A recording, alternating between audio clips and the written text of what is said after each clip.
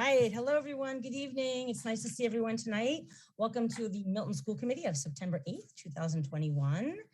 Our first item is to call the meeting to order and approve the agenda. Will everyone take a look at the agenda and let me know if there's anything I need to delete or to add to the agenda?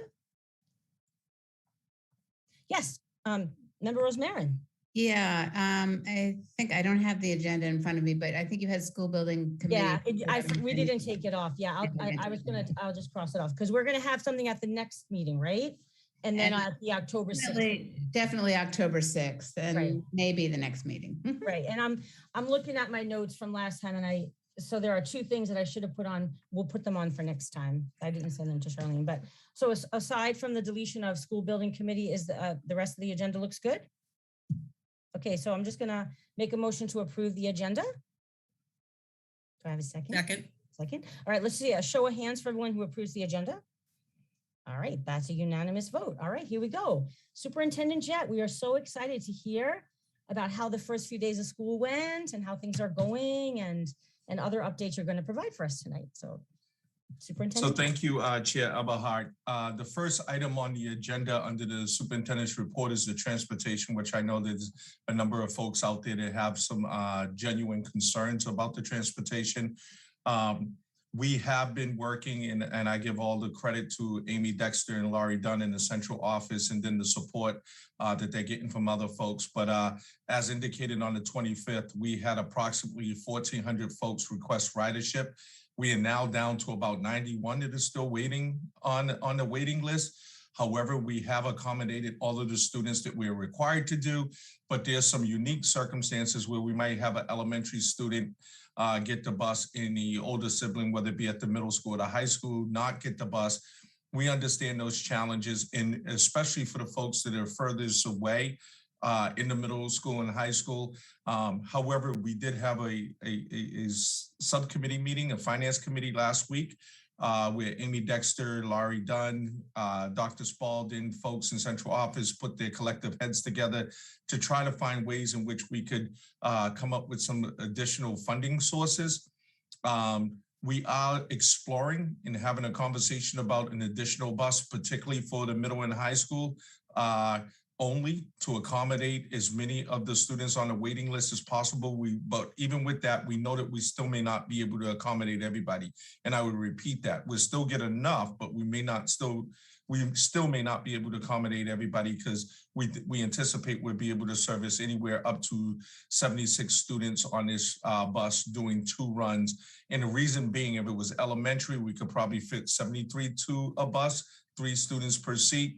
Whereas the middle school and high school, because they're bigger in stature, we can't put 3 folks in a seat at that level. So, but some of the funding sources we're looking to do this. I want people to know there's no money tree that we were able to collect money from. We're looking at different sources now that we have a number of Chromebooks and our devices up. We're able to utilize or eliminate some of our language labs because students are going to have computers in their board. The language lab at the Pierce Middle School and the high school is $7,500 a year each building. So we could take that out of the mix. That nets us about $15,000. We have a revolving funds from rentals. So we look to use a little bit of that money from funding, and we hope to net about $13,000 from that. We have a revolving account for Milton High School that was granted many, many years ago to support text materials and supplies. It's pretty robust, where we haven't utilized a lot of that last year because a lot of things were done remote. We think that we would be able to net $10,000 from that. Here's the challenge, and I just want to forewarn people. We've had a late bus at the middle school that did a late bus run for middle school students. That bus has not been heavily utilized over the last 4 to 5 years. And last year it was completely off the table because we didn't offer too many extracurricular activities at the Pierce. But that is an extracurricular. We're trying to find ways in which we can support students getting to and from school, which is mandatory. We think that we would net $13,000 from that. The bus typically would cost about $75,000 or so a year, 207. I think the cost per day is $421. But because we're still waiting to see and secure that, we don't anticipate this to happen until at least September 20th. That eliminates some of the days off, 11 days off of the bus fee. So that brings the bus down to about $71,180. We anticipate where the students at the middle school and high school level, families may be at least 90% of those families we're anticipating might have to pay the user fee, which is $275 a day. For the year, $275 for the year for 169 days. When you average that out, that's less than $2 a day for that transportation. But we still understand that there may be a need for some of our families. And all I ask folks, if you were fortunate enough to get a call with that lottery and that is a challenge, we just ask that you speak up and then we work with folks on that. So we anticipate that we're going to be able to do this. However, I do want to caution folks, there is a turnover. If you saw the media, I think Boston Public Schools is dealing with that right now, where they may not have a lot of bus drivers, but I want to put it in perspective. Boston Public Schools has about 25,000 students that take transportation. They have 700 bus drivers. That averages out to about 37 students per driver. The Milton Public Schools has 1,400 students that request that with 10 drivers. That's 140 students per driver. So to put that in perspective, the transportation challenge that we have in the town of Milton, I want people to think about that. That is an alarming number, and we're still able to accommodate almost 99.1 or 0.3% of the population is requesting ridership. But I will say we are definitely accommodating 100% of the students that are required by law we're accommodating them for transportation. So that is our goal for the update. We ask for parents for their patience, particularly around the first couple of days in terms of delays. We're still working with the bus company about that. There were a few changes in drivers, and we had new drivers that had to get acclimated to bus routes. If you remember last Thursday morning, we were coming off the heels of that Wednesday night, Thursday morning storm that created a lot of challenges for a lot of people, flooding and a couple of trees down and coupled with the road work. And then we're also getting accustomed to people going back to work full time. This is the first year in the last 2 years that everybody's going to work. And we know some people in the town or some people that utilize Milton as a pathway to get into downtown Boston probably were very fortunate with the last year with not that much traffic on the road and a lot of business closed and people working from home. But now businesses are open and transportation is going. And then finally, I ask anybody, especially our elementary students need to come to the bus, get on the bus with their pass. If the students don't have it, if you get a first grader, a second grader, they may not be as articulate or know all of the details about their stop, especially when they're just starting out. Our bus drivers utilize looking at those passes to make sure students are getting off at the right stops or getting on the right route. And so I just want to make sure for those who are viewing, and we'll do this communication again, making sure that the kids have their bus pass every day as they enter the buses. And so that's somewhat of the update. And I hope people understand, those who had concerns or quite frankly, or complaints, we're listening to every single one of them and we're doing our best, but we are really struggling right now to make that. And we're very fortunate that we're able to find this little bit of money, and it's a patchwork, as you can see, but a lot of that is going to come from the user fees for those who are going to ride the bus if they choose to do so. Does anyone have any questions about the transportation before we move on from the transportation update? No. I just want to thank everyone for their creativity and problem solving. So hopefully, Superintendent Jett, by September 20th, we might have a more definitive idea of if that bus is actually going to happen. Mm-hmm. Okay. And I've talked to a few families over the last week or so, and I just wanted them to have this update and know that we are working on it. And I'm really hopeful about this other bus. I think it will solve a lot of problems. And also, if you got a bus pass for your older students and you're not going to use it, can you let the district know so that perhaps someone else can have that seat as well? And if I could add to that, that's very important because we know every single school year, particularly with high school students, as they get their permit or they get their driver's license, sometimes they may be fortunate enough to have a vehicle and then they drive a younger sibling that may go to the middle school. If that has happened, we're asking that you let us know. We will give you a prorated reimbursement, but what that would also do is free up another slot. I also want to remind folks that we're talking about it. We still, since the 25th, we registered about maybe 20 more students in the Milton Public Schools. So that enrollment has gone up from 4,406 to about 4,426. And we still have students that are still moving into the district. Obviously, if they move in at the elementary level, depending on where they reside, would be required to provide transportation. So that fluctuates throughout the year. And we have move-ins. It's kind of an ongoing basis. And sometimes we have folks that move out for whatever reason. So I just want to remind folks, if they're able to carpool, we greatly appreciate that because it helps alleviate the stress, especially if you have the means and the ability to do so. We are asked for your cooperation on that so we could get students in the building that need to get here and don't have that opportunity. Yeah, Betty, Member White. Do you know how long it will be before we know about that additional bus?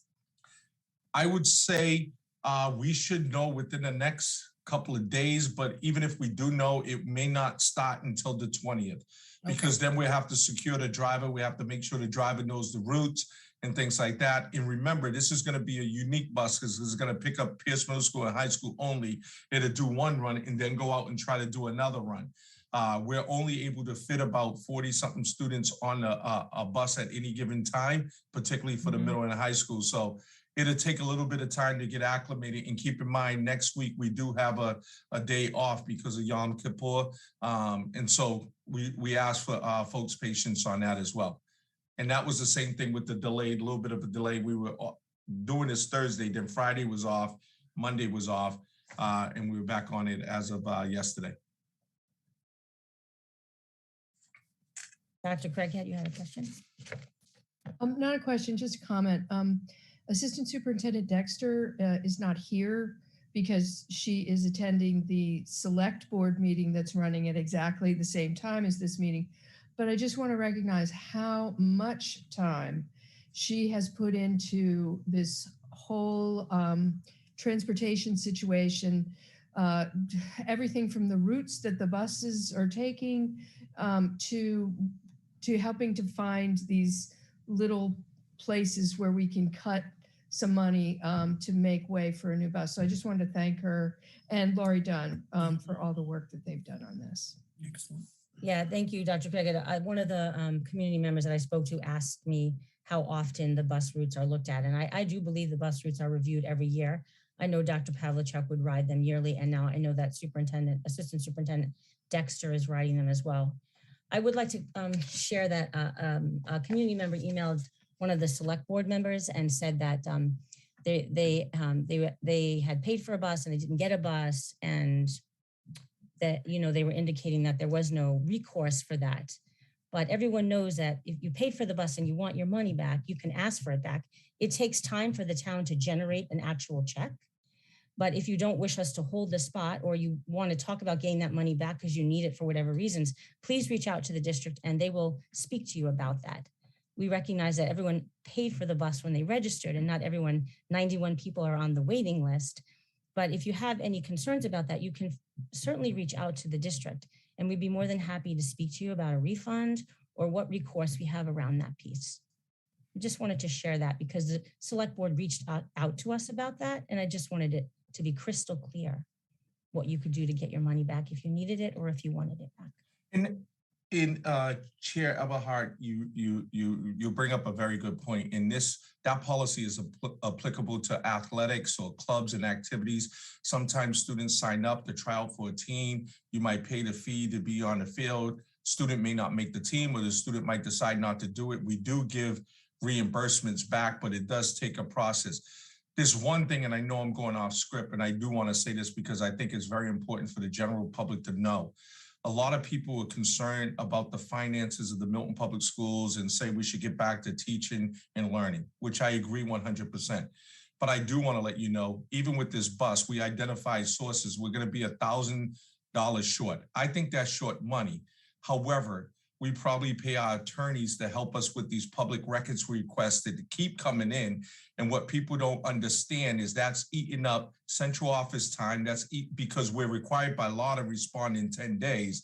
So when we're doing that, we're taking away from dealing with issues of transportation, taking away of being in the buildings to make sure that the teachers have what they want. We're also adding on the cost, not just the salaries of the folks that are working on these, IT, Amy Dexter, Dr. Spalding, James Jett, Laurie Dunn, Charlene Roach, or anyone else that may be tied to that, in addition to the attorneys. So for some folks, I know that they're saying that they just want information. If that is the case, just ask us for the information, we'll do it. There's nothing that we're hiding. Everything has been shared. But I do think it's important to say that because it is bogging down the office on some of these things. And I get that people are unhappy about various things, whether it's masks, test and stay, transportation. But I think that we have to continue to work together as a community. We have to support each other, and we need to really focus on how do we move forward, even when we're in disagreement, that we're not adding an additional burden to the town, to the school district, or to the folks that are working in the schools or our families. So I just wanted to say that, and I'll stop my comments there. No, thank you, Superintendent Jett. It's always helpful to remind people they can ask, and we're happy to answer them, the questions they have. It's their town and community. So, all right, on to the next update. We lost Lizzie. Okay, very quickly, there's no secret. We talked about over the course of the last couple of months that, the town of Milton Public Schools were tagged from 2015, 2019 with disproportionality of students in special ed, particularly students of color in special ed, along with discipline issues. So over the course of the last months, I would say back on Wednesday, April 14th, Thursday, April 15th, all of our middle school and high school principals and vice principals went through an introduction to the restorative justice practices and circle training for educators. That was one session. Then they engaged in another session on May 19th and May 20th. That was more along the lines of 9 a.m. to 3 o'clock p.m. Amy Dexter, Dr. Spalding, and myself had the luxury of covering for some of the principals doing lunch duties during the time last year when that was happening, but they were getting involved in the training of restorative mindset and restorative classroom management. We had training set up at the beginning of the school year, but as you can imagine, having our principals and vice principals on the first 2 days of schools engaging in school opening, engaging in that type of a long day puts us at a disservice. So that training has been bumped out to, I believe it was November. But basically, in theory, it's moving from conventional responses where you're focusing on punishment to restorative responses where you're focusing on accountability, healing, in identifying all stakeholders' needs, not just someone who violated a rule or got themselves into conflict with another student, but really trying to get to know the reasoning behind the behavior, the root cause of the behavior, and supporting students and getting that buy-in. So that is a training that's happening with our administration, but we also know that that's a training that we got to have trickle down or trickle over to our instructional staff. So before students are sent out of the room, what can we do within the classroom to make sure that we're combating some of the behavior that would typically or historically have students sent out of the class to a principal's office, to the guidance counselor's office for whatever reason. So the goal is really getting to understand student behavior, checking ourselves in terms of what do we bring to the table when we're dealing with students on various issues and how we could better support them. So that was training that was happening last spring. Our administrators will be picking it up again this fall. Unfortunately, it hasn't trickled down to the elementary level yet, but we find that the vast majority of our discipline issues happen at the middle school and high school levels.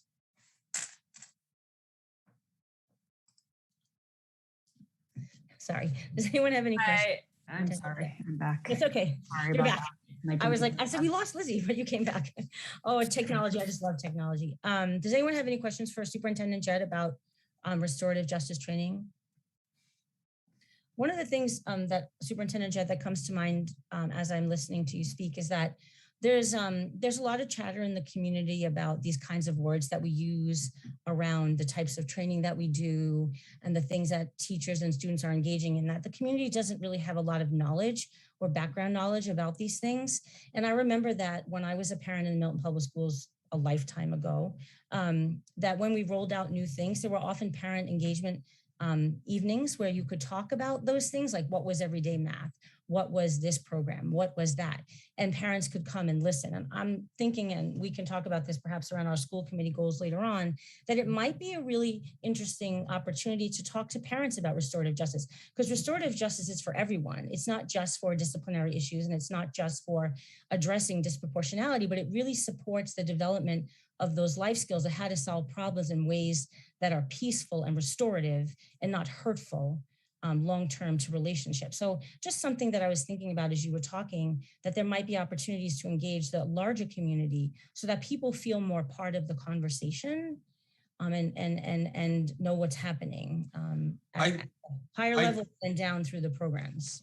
I think that's a good statement. And just so you know, I will have some of these listening sessions. We try to get some during the morning, because I do know that there's a thirst for knowledge or information from the community. And I think we've always said, or at least I've always said in any forums, as opposed to going to Facebook to get the information, we ask you to give us a call, but also remember, give us some time. Because if you send an email during the school day and someone's responding to your email during the school day, that means that they're not out in the classrooms, they're not out in the buildings or teaching your children doing what they're supposed to do. So we ask for that. We ask for people's patience on that and give us at least a 24-hour time period. I will say, and I've had a couple of conversations with some people, if people are asking the same questions over and over again and we're giving you the same information, that makes it more difficult to continue to engage in that conversation. And then we try to find a different way or a different person to try to communicate. But what you just said is very important. This transcends the school walls, the school buildings, and basically it has students, it's really having students reflect on what were you thinking when whatever the infraction may have been. How do you think that impacts others? How do you feel now? And then really talking about the reintegration or reentry or the aftermath. What do you think that you could do? And really, to your point, having the student really do a lot of that heavy lifting in terms of processing and having them think about how their behavior not only impacted other people, but how are you feeling about it now, and really moving from the punishment piece to more of an understanding. So you're absolutely right. And that is something that we could do in combination with multiple different things in terms of talking to the community. Member Rosemarin? Thank you. Thank you, Superintendent Jett, for talking briefly about restorative justice. And I agree with Chair Eberhardt's suggestion that we use possibly one of our community forums to talk about that, or some other aspect or avenue to talk about what this is, what restorative justice is all about. This is new to me also, and I'm sure to many people. And I also think that it might be something that families can think about, how, what you can do to support that perspective from home. And there may be resources that we can offer to families that might want to support that perspective on dealing with challenging behaviors and restorative justice. And if we do that, because there's only a select few that really have gone through the training thus far for us in the Milton Public Schools, when you talk about the principals and vice principals, you're really talking about a small number of people. And so what we could do is we could do that rodeo show as part of that and incorporate that with informational sessions about individual school communities. And you could have the principals actually discuss some of their experience in the training and what it's doing for them, and how it's having them be a little more reflective on their interactions and in their behaviors, their demeanors, on how they approach students and how that could be a trigger. And so it's not just about the child, it's also about the adults and what we're doing in how we could either escalate or de-escalate a situation as well. Great, thanks, Mr. Majid. You want to keep going with your update? Yes, if you don't mind, very quickly on there, we had the lockers at Pierce, and I know that this came up. I want to tell you, I had a conversation with Dr. Fish. Dr. Fish's initial conversation was that they had a routine in place last year for folks who are not using it. He anticipated on opening up the lockers as the weather started to change, but he wanted to get in a nice routine. It's something that people were familiar with. He has since pivoted. He is making a change. Lockers will be open at the Pierce Middle School. That should not be an issue, but they were zip tied. There's no denying that. And I think that there's a difference between that. As a former high school principal, I always had locks on every locker. And I'll tell you, because it became a safety and security issue. But upon request, students could ask for a locker. We assign them the locker, and then we give them the actual combination to that lock, and they can take it off and use it. But prior to when I first became a principal of the high school, you had kids that had 3 or 4 lockers. They had one that we assigned them to, and then they had another one that was not registered to anybody on the bottom floor near the field house, and then they might have a second one on there. And as you can imagine, with high school students, although we think that we have great students, they bring something to school that they shouldn't have. They're not going to keep it in their assigned locker. They're going to keep it in a locker that's not registered. And so I think that there was a misunderstanding, and I want to say to the general public, nobody's denied a locker at any time, but we do lock them so people are not stuffing stuff in them or using them inappropriately. So Bill Fish, Dr. Fish, his staff is going to work out a routine where they're alternating locker time schedules. I saw an email that he's communicated to a couple of families, and so he's already ready to make that pivot. So I'm happy to report that, and it's smooth sailing. Lockers and cubbies K through 12, pre-K through 12 in the Milton Public Schools. And I don't make light of that, because when you think about it, middle school students are going to school with a backpack, their Chromebook, notebooks, binders. We're asking them to bring a change of clothes for physical education. Not everybody's going to access the school lunch, so they might bring their own lunch. Then you talk about rainy days with jackets in an already overcrowded school. It becomes a safety issue with all of these backpacks in each of the classrooms as well. So I don't make light of that. It was something that was thought of. So thank you to those folks who reached out, and thank you to Dr. Fish for reevaluating the situation and making the change. So thank you guys on that. I wanted to bring up something that wasn't necessarily on the agenda, because on the 25th of August, when we talked about the Milton Public Schools applying for the state testing program, at the time, we knew that we were granted the test and stay program, but the Milton Public Schools has not had our training. Since then, on August 31st, Director of Nurses for the Milton Public Schools, Kim Coughlin, and myself met with a representative from CIC Health. They are going to give us, and I'm going to put emphasis on this, a registered nurse to help us with the test and stay program. They pay for the benefits and the salary of this person to be full-time in the Milton Public Schools. That person will start on or about Monday, September 20th. Some people have had, because we've already had a couple of positive cases in the Milton Public Schools, we just had one today.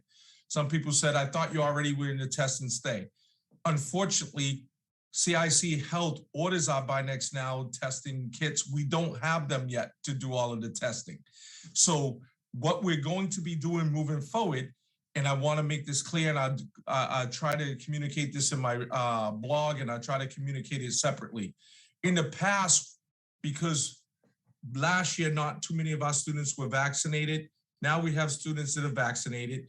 Then we're going to have the test and stay program in there. What's going to happen is communication is going to go through to emails. It's not going to violate your students' rights. It might say that you've been identified as a close contact. This is the protocol, depending on if you're vaccinated or not. Is going to say that, because we don't have the capacity to do what we did all of last year. The general public may not know this, because you may not have been the person getting a call every weekend, but our nursing staff, our administrators, worked almost every weekend from October all the way through March with monitoring close contacts, calling families, setting up live streaming and all of those different things. So the communication would be going home today. I am saying on this meeting, we're going to ask for parental consent because that's another piece of this. We need consent in order to test your children. Now, if you give consent, that's fine. We can test your child. If they're asymptomatic, they get to stay. If you don't give consent, we got to assume that you go home for the quarantining time. And we're just going to have to do it that way. So it is a process. You're going to get the communication is going to come home. Everyone in the district is going to get it. It's going to be a link to a consent form that you upload. It's going to give you the directions right on it. It's very simple to do. You just simply click on consent now. You're going to select Milton from the drop-down box as a school district. You're going to choose a school, one of the 6 Milton public schools, if your child has been identified as that, or you give the consent, and then you can choose sign consent form for a minor. Now, obviously, if students are 19 to 20, which is not that many, but we do have someone 19 to 20, they might have emancipated themselves and they can sign off for themselves depending on what that is, but that's a small few and we'll deal with that. So all of that information should be going home either tonight or tomorrow. I know we were talking about it earlier to have it scheduled to go home tonight, but if not, it will go home tomorrow in that communication. It would explain our testing program. And some people have asked, why didn't you do the pool testing? When you qualify for the state testing, we did the symptomatic testing and test and stay. And the reason why we did that, we weren't sure if we were going to get the staffing. To do the pool testing, you're going to need it. Middle school and high school could do the swabs probably by themselves with a little bit of support. Elementary students are going to need some of that support to do it and put it in a proper kit. And then you're going to need somebody to go around to the various classrooms to collect it on the days in which we do it. I want to remind folks, prior to this registered nurse coming on board, there was only one school in the Milton Public Schools that were in compliance for a nurse to student ratio, and that was the Tucker. At the elementary level, it's one nurse per 500 students. We've been short for many years in that. At the secondary level, the middle school and high school, it's one nurse per 750 students. We're well over 1,000 students at the high school, well over 900 and something students at the middle school. So that's why it wasn't done so easily. However, the caveat here is if we start to see an uptick and we want to go into that and do more testing, CIC Health said that they could help us with a CNA. And again, they would pay for it and they would pay for the benefits. And that person will be in the Milton Public Schools from the time that we see that influx, and then we'll keep that person on staff until the end of the academic year. So I just wanted to give that quick update, but it will be coming in a letter form going to all families in the Milton Public Schools, and with anything COVID related, that letter would then be on our website under the COVID-19 policies. Fair enough, and I don't know if people have any questions about that. Does anyone have any questions about the this test and stay, the symptomatic testing? Member Rosemary. Yes, thank you. Well, it's exciting to hear that CIC has come through with the additional nurse to help us with this test and stay program. A couple of questions. One is, have we identified spaces where symptomatic students would go if we've given up our medical waiting rooms? Have we figured out a plan for that? And then my second question is, in terms of the possibility of going the route of pool testing, is one, I don't know what CNA stands for, but is one person enough to help? So it wouldn't be one person, it will be an addition, a certified nurse's assistant, clinical nursing assistant. So there's various levels of what they could do. What they would be doing is supporting our nurses that are already on staff. Mm-hmm. And so you have those individuals supporting them on staff. Symptomatic folks, more than likely you're going to be, okay, we got to call a parent and you have to come up and you have to dismiss your child, especially if they're symptomatic. So each building, it may vary from where that location is, but you're absolutely right. We no longer have the medical waiting room because we couldn't take that space. I want to remind folks, we already did some renovations over the summer to accommodate all of our students coming back, plus some, because our enrollment has gone up. So we don't have those medical spaces. So it's going to be depending on the time of day, what space is probably available, and depending on how many students we're talking about. You know what I mean? So, and then the other thing that we're going to be asking folks to do is really let us know whose children are vaccinated, and more than likely we're going to have to do that with the staff as well, because knowing who's vaccinated changes the course of our response. You know what I mean? So that's going to be very, very important as well. Thank you. So the message to parents is when you get the consent form, please sign the consent form so that we can successfully implement the test and stay program and the symptomatic testing program to keep school open and to keep students safe. So that's really important. The consent is really important. Without the consent, the district cannot test your child. And it's not an after the fact thing. I would imagine that you would need to have that on file before you could do any testing. So it's really, really, really important that you fill that out. If you have any questions or concerns about that, you can reach out to the district. I'm sure that Nurse Coughlin would be happy to answer any of your questions about HIPAA or privacy or anything. But I do think it's really important that the consent form be filled and signed out so we can successfully implement this program. And to add to that, we did have a vaccination clinic on Saturday, August 28th from 9 to 12 here at Milton High School, 25 Gower Road. Now, we know that that was the weekend before the students came back to school, so many families were probably still on vacation. In that 3 hours, we only had 28 folks that were vaccinated in total. So I'm going to remind people the next follow-up is on September 18th, Saturday, September 18th, 25 Gower Road in the field house in the back of the high school. You just come in, it's very quick. They have anywhere from 15 to 20 staff. Fallon Ambulance is on hand for anybody that may experience any side effects. We're very fortunate that hasn't happened in any of the clinics we've done. If you miss your first shot on the 28th, the 28th of August, the 18th, you can either get your second shot if you got it on that day, or you could get your first shot. So again, anyone ages 12 and above, and it's open to anyone in the Milton community. I will repeat that, anyone who's age eligible, who's willing to get the vaccination. The more folks that we do, and just so you know, in terms of initiating the test and stay, we want to get to a minimum of 60% of parent consent. If we only have 10% of the parents to give consent, it kind of defeats the purpose of the test and stay. So again, I want folks, we're saying a minimum of 60. Ideally, I would love to have 100% of the folks to give consent for us to do the test and stay. But so we're going to remain optimistic, and we think we have it. So I just wanted to give that update on anything COVID related. Thank you, Superintendent Jett. One other question. There was a family who emailed about the ventilation in the buildings and whether or not all rooms and things were certified or checked out ventilation wise. I haven't reached out to Bill Ritchie yet. I can reach out for him for a more, an update about how they tested ventilation at the buildings. I know you explained it to us multiple times, but they were asking about by room, and I'm not familiar with.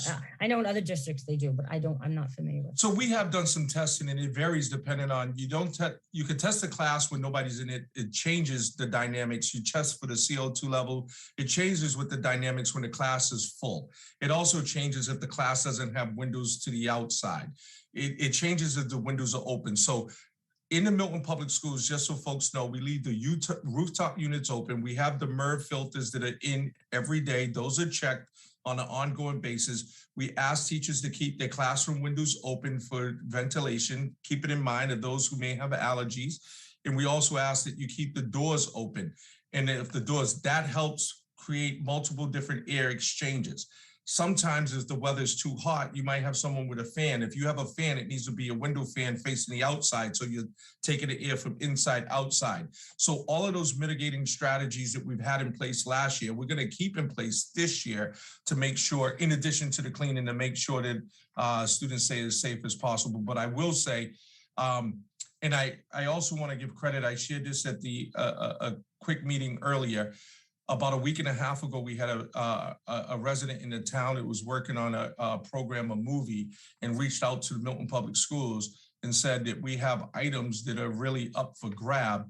We were about a little late, a week late, but we still went over. We went over with 3-4 different trucks full. We were able to get air purifiers, big industrial air purifiers to put in some of our bigger spaces, in addition to what we already had, PPEs, all text stanchions, signs, whatever it was that they had left, we were able to do it, and they donated to the schools where everybody else that went in, they were selling it. They were doing the movie, and they purchased all of these things, from small refrigerators to printers. They were able to donate that to the Milton Public Schools, and was trying to get a calculation of the value and follow up to say a special shout out, because they reached out to the Milton Public Schools. We didn't go to them. And so kudos to them. And it was a short journey right down on the turnpike in Canton that we were able to go and grab the items and come back. And we went over with about 3 or 4 trucks full. So Wow, that's all of those are in place. great. So last 2 things you have under here is the, I don't know if there's a teaching and learning update, and then the equity audit update for release of the audit. So the equity audit update, I just want to let and this is the long awaited, and I think if you go back to July 21st, we were talking about Cambridge Education had to go through a couple of iterations. We hope to get that final iteration either tomorrow or early next week, which we had. It was just a few minor corrections we wanted to do. We wanted to also to have our leadership team have an opportunity to see it in advance.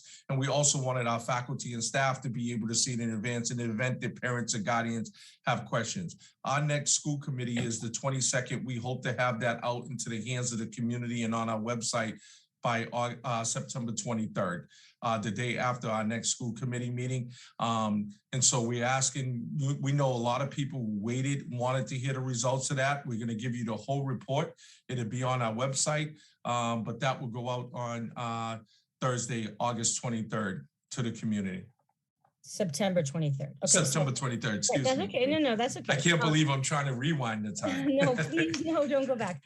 Thank you, Superintendent Jett. So, because we've received many inquiries through email, and I told people that we would have a date by today. So that date then will be September 23rd. The report will be posted on the website. I'm sure that if for people who have questions about access to that information, you can reach out to us, and we will be able to I don't know how lengthy the report is. We will find some way to get it to you if you don't have access to find it on the internet. And I look forward to getting the report and then having discussions. We're going to talk a little bit about that in our school committee update, our goals update. So, all right. Thank you, Superintendent Jett, for that. Just update. one more thing. Yes, And go ahead. It's not on the agenda, and I preface this by saying no action required, but I just wanted to give an update. The community is well aware. I sent home a letter. Dr. Spalding will be moving on as of Friday, September 10th. I did want to give a brief update about the process for those who are viewing. Because of the short notice and the fact that we already started the school year, we're looking to do an interim, without a doubt, an interim with no intentions on holding that position moving forward. And we anticipate advertising in January, which is around the time, very early in January, to make sure that we have someone to put in place July 1st, 2022. I want to make that very, very clear. It also is part of the process. I've been tasked with reaching out to the Mass Association of School Committees and also the Mass Association of School Superintendents to seek potentially a retired assistant superintendent who's done the work. Hopefully, if not, looking within to see if someone who's familiar with curriculum, evaluation, and human resources to put in that process. I hope by the 22nd, we can have on the agenda to come to you as a school committee with a recommendation for you either to approve or have discussion about So there's no action taken. I just want to reiterate the fact that Dr. Spalding, and kudos to Dr. Spalding, we're moving on in her career. But she will be moving on from the Milton Public Schools. And as you can imagine, with the start of the school year, we want to try to get someone in place, not to leave that void for too long. Yes, Member Ross-Denny. Thank you so much for sharing that very important update. And I want to thank Karen for her many years of service to the families of Milton Public Schools. You will be missed, and I thank you for all that you've done. As we begin to plan for what this transition will look like, I think might be helpful for us to do a review of the position to ensure that we get, we create a position that will allow us to get the best candidates and something that reflects the reality of our times. We're in a position now where we have an economy where people are leaving, right? I'm sure many of you have been reading the articles, or you're in organizations where people are transitioning. And I want to ensure that we set up this next person to be successful with a realistic job description that reflects the amount of work that we really think they're going to end up doing given our current circumstances. I think Karen had a very broad scope of responsibility and only a very small army to help her. So I just want to make sure that we as a group have the opportunity to be very thoughtful about what this next job description looks like. Thank you, Thank you. Member Ross-Denny. Would anyone else like to say anything right now? Yes, Member Rosemary. I would also like to wish Dr. Spalding well in her new position, and thank you for all you've done for Milton Public Schools and your time with us. You've been through many levels of our school district as principal at elementary and middle school level, and now as assistant superintendent for curriculum and human resources. And I am indebted to you for your help with the strategic planning work that I've been involved with for the last few years. Your voice has always been very important to that conversation and direction of the project, and appreciate your guidance and your input as we move that work forward. And thank you, and you will indeed be missed.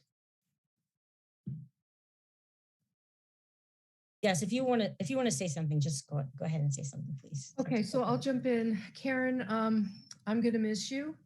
I know the district will miss you. I wish you all the best in your endeavors. I can't imagine that we will have in place anyone who knows DESE and the ins and outs of DESE better than you do. You're the go-to. So I hope it's okay if I keep you on secret speed dial for that. And you know, your cheerfulness in the face of a lot of crises that we'll all have been through together.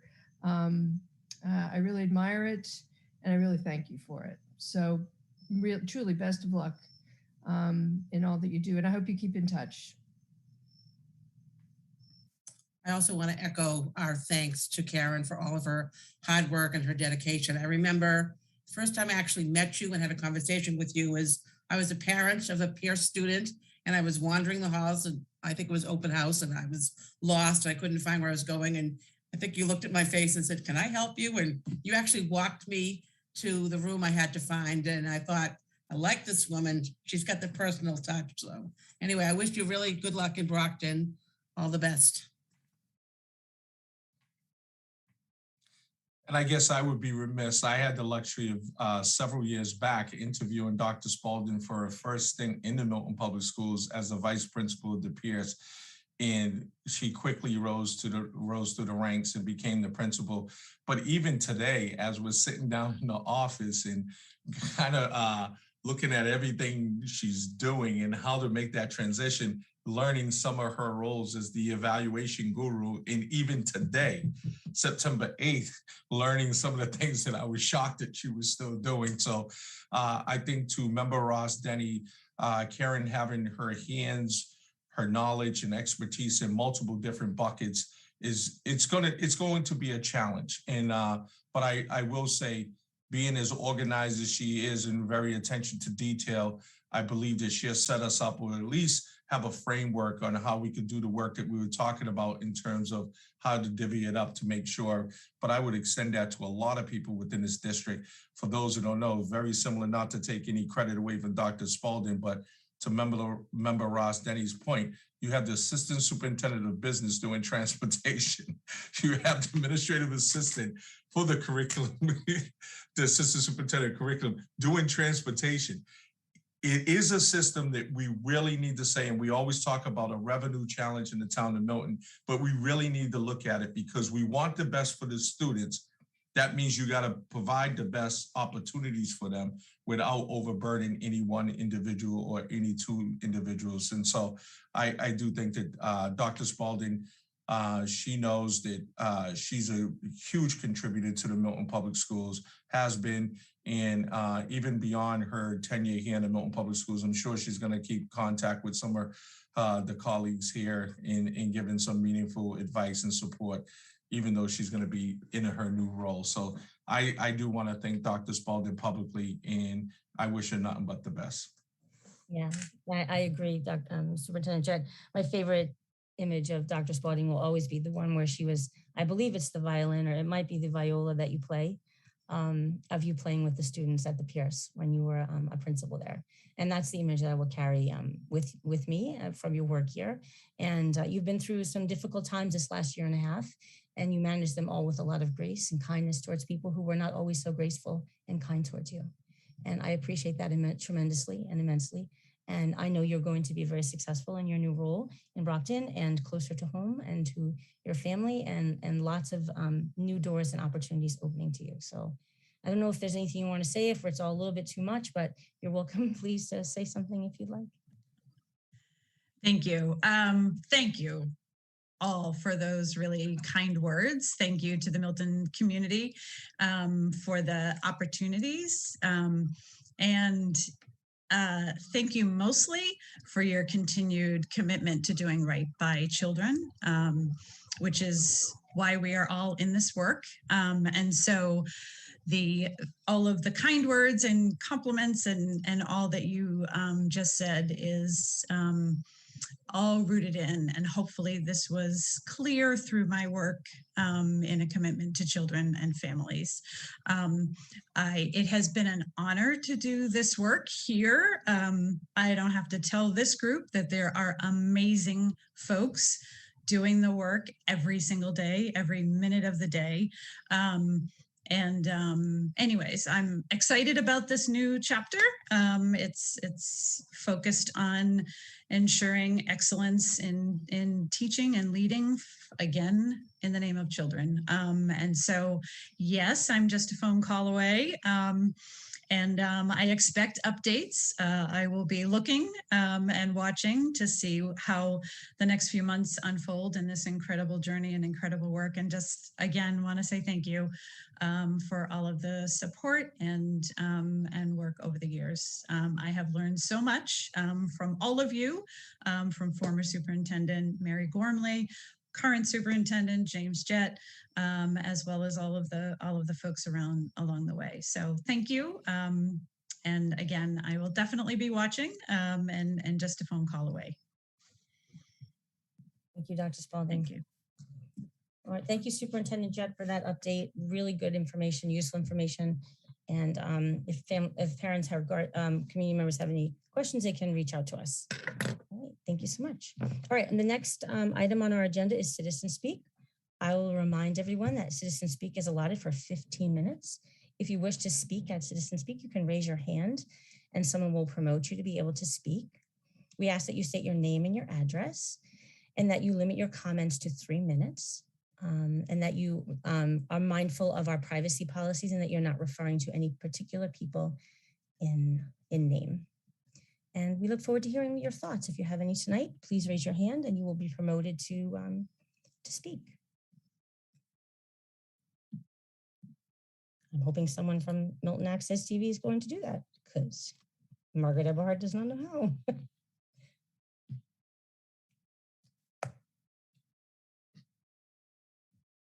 Maybe not. Milton Access TV. I was just going to say there are no hands raised among attendees at this time. Okay, we'll just give it another minute or so.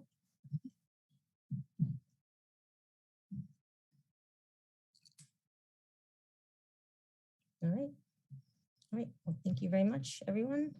We're going to move on to the chair's report, which contains our goals. Okay, so we're going to try something fun and new tonight, and we're going to have a PowerPoint of our goals.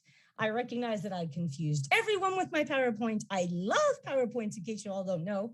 I make them all the time for work, and I'm not very good at them, but I make them.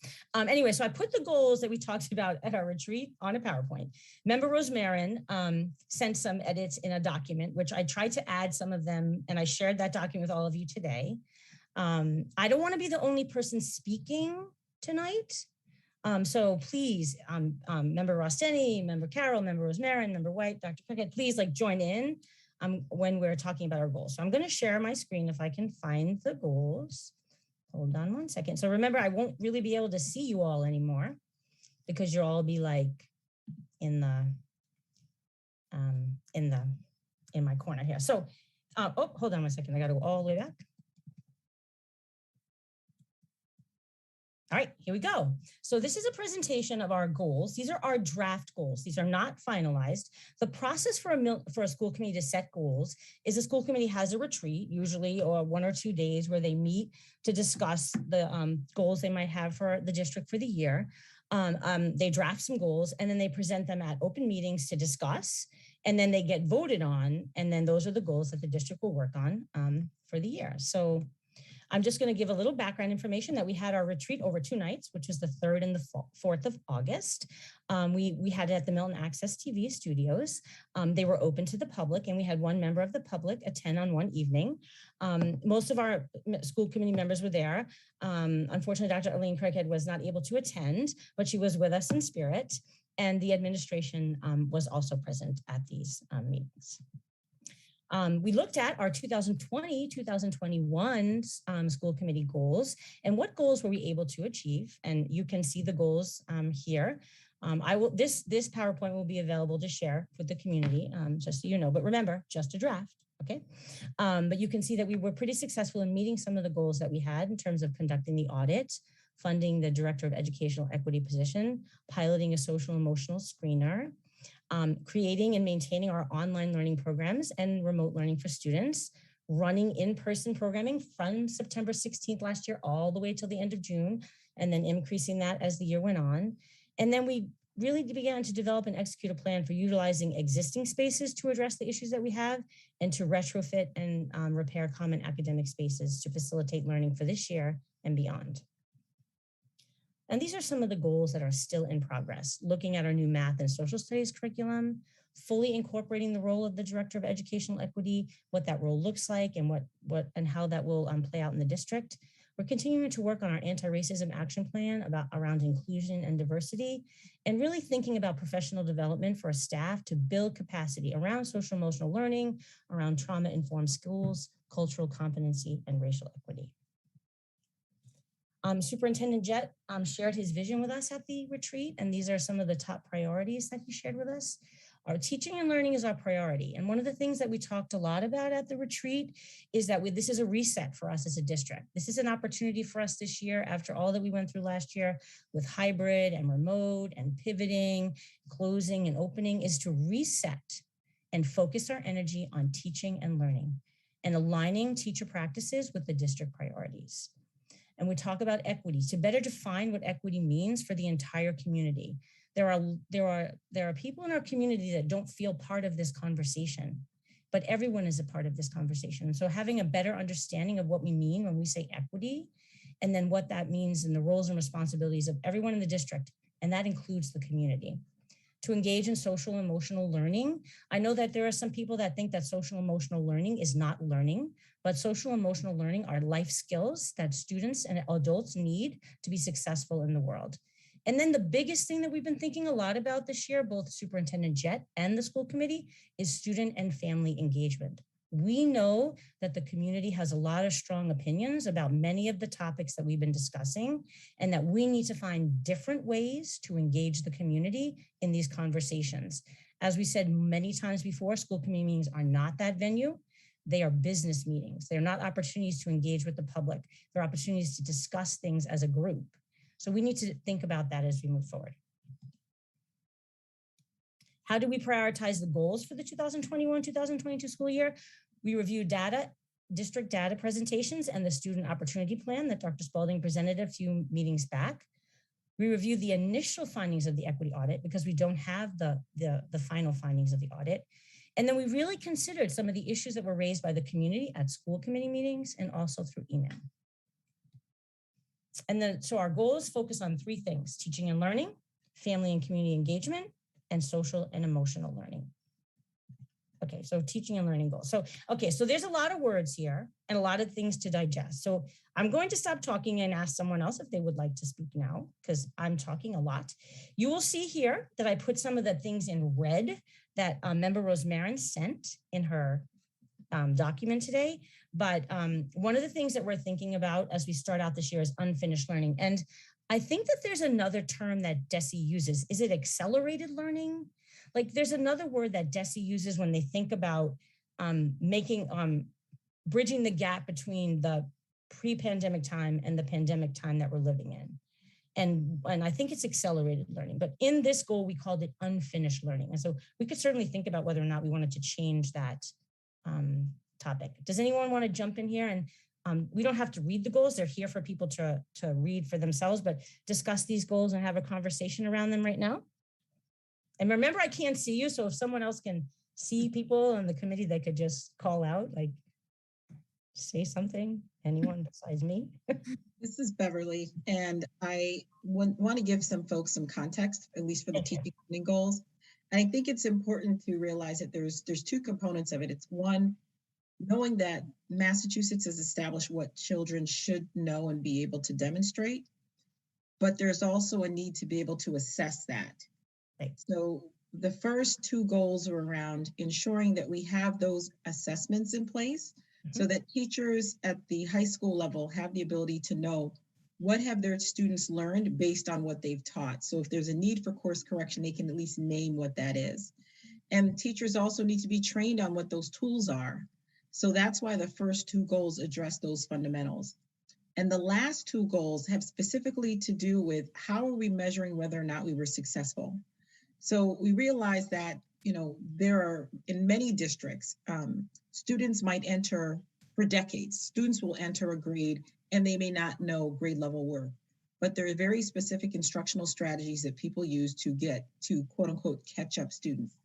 So as a committee, we talked about giving our teachers and our administrators 2 years to learn what those strategies are and have the opportunity to engage students in that way. So by the end of 2 years, students should be at grade level and have mastered those content areas that they missed because of the pandemic, as well as what they were expected to learn during that school year. And also equally important is we know that there are proficiency gaps, and that has been very clear in our data. And being able to stretch our thinking around how do we bring an equity lens to how instruction is delivered. So if there are students who need more or need more to get to proficiency, that we've identified what those strategies are. And if they require teachers, that we provide them with the professional development. And if we need to rely on outside resources, we've named what they are, and we've asked for the resources to secure them.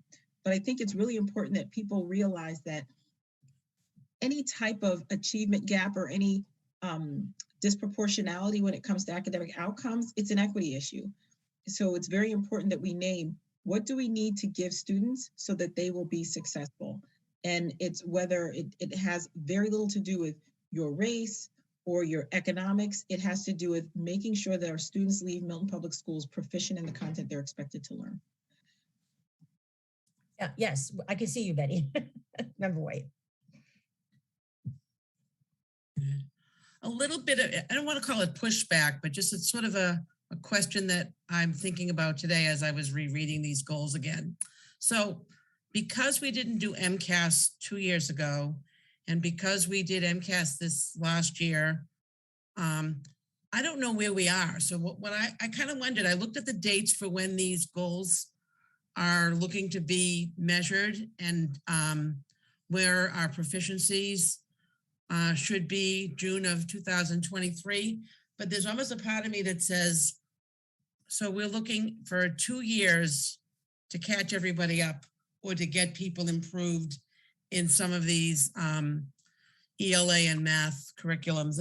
But I'm sort of wondering, well, where are we now?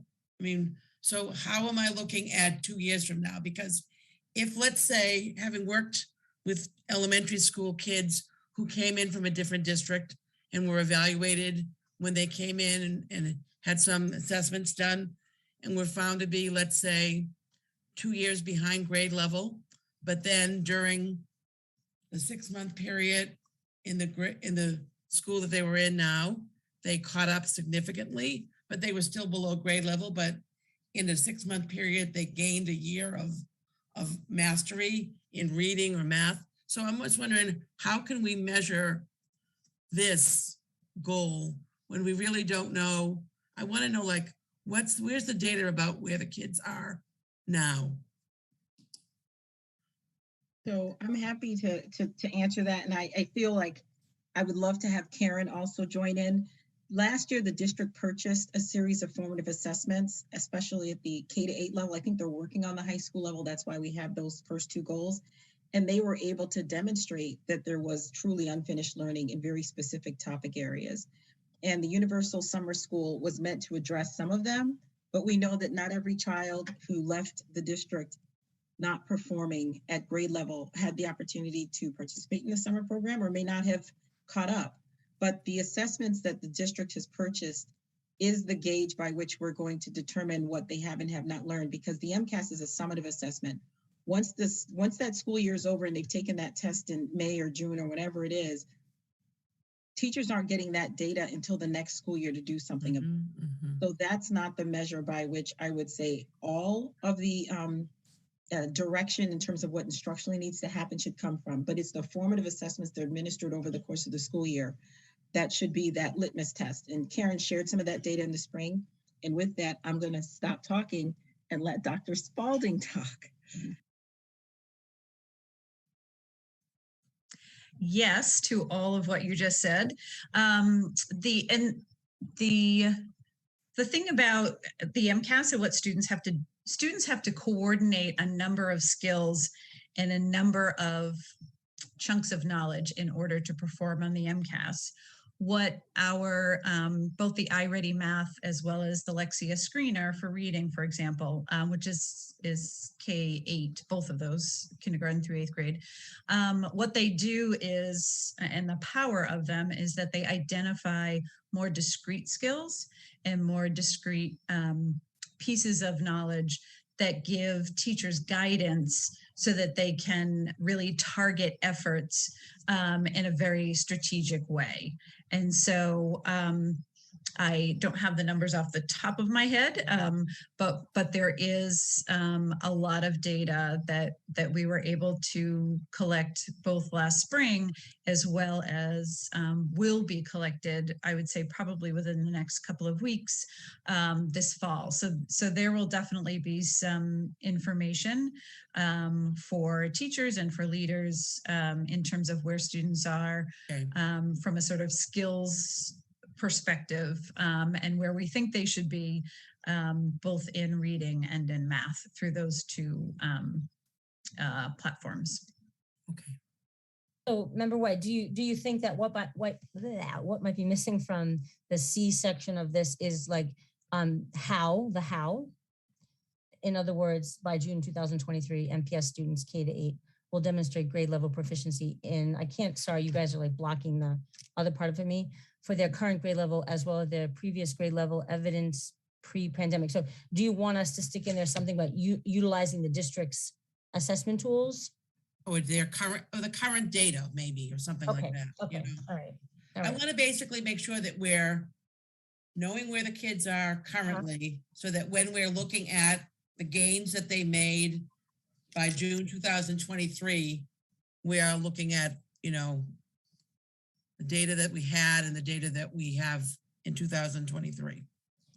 Thank you. I mean, I think that's a really excellent point. I'm assuming that I'm assuming that that's understood, but it might not be. So that's a good thing to put in.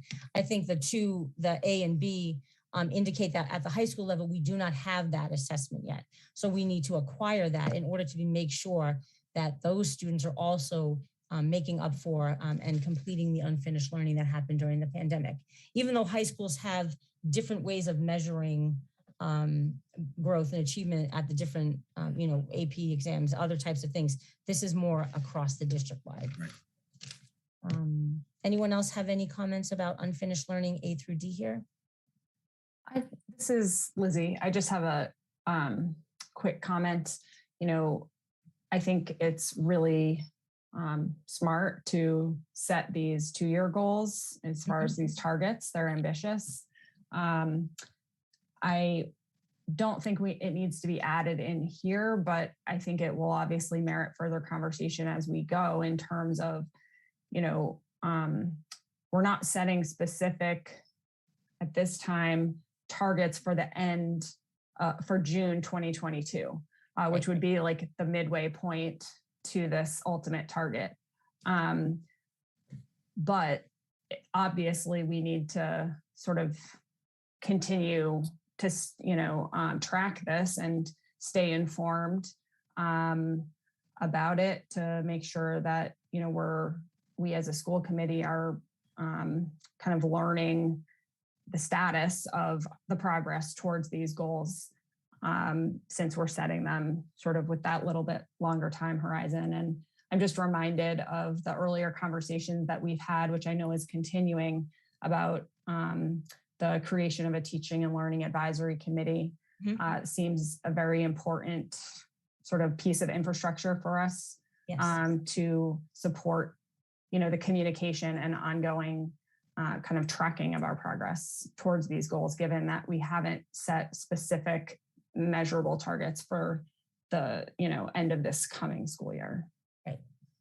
That's excellent. And I agree with you that when we also discussed at the retreat that we would be tying the presentations from the district to Superintendent Jett's district goals and to the school committee goals, so that the presentations that happen at meetings inform the goals, inform where students are, to Member White's point, to Member Ross-Denny's point, to Dr. Spalding's point, where are students currently and where do we want them to go? And, I think it's really important to remind parents, this is not about like testing students or, that whole culture of testing. That's not what this is about.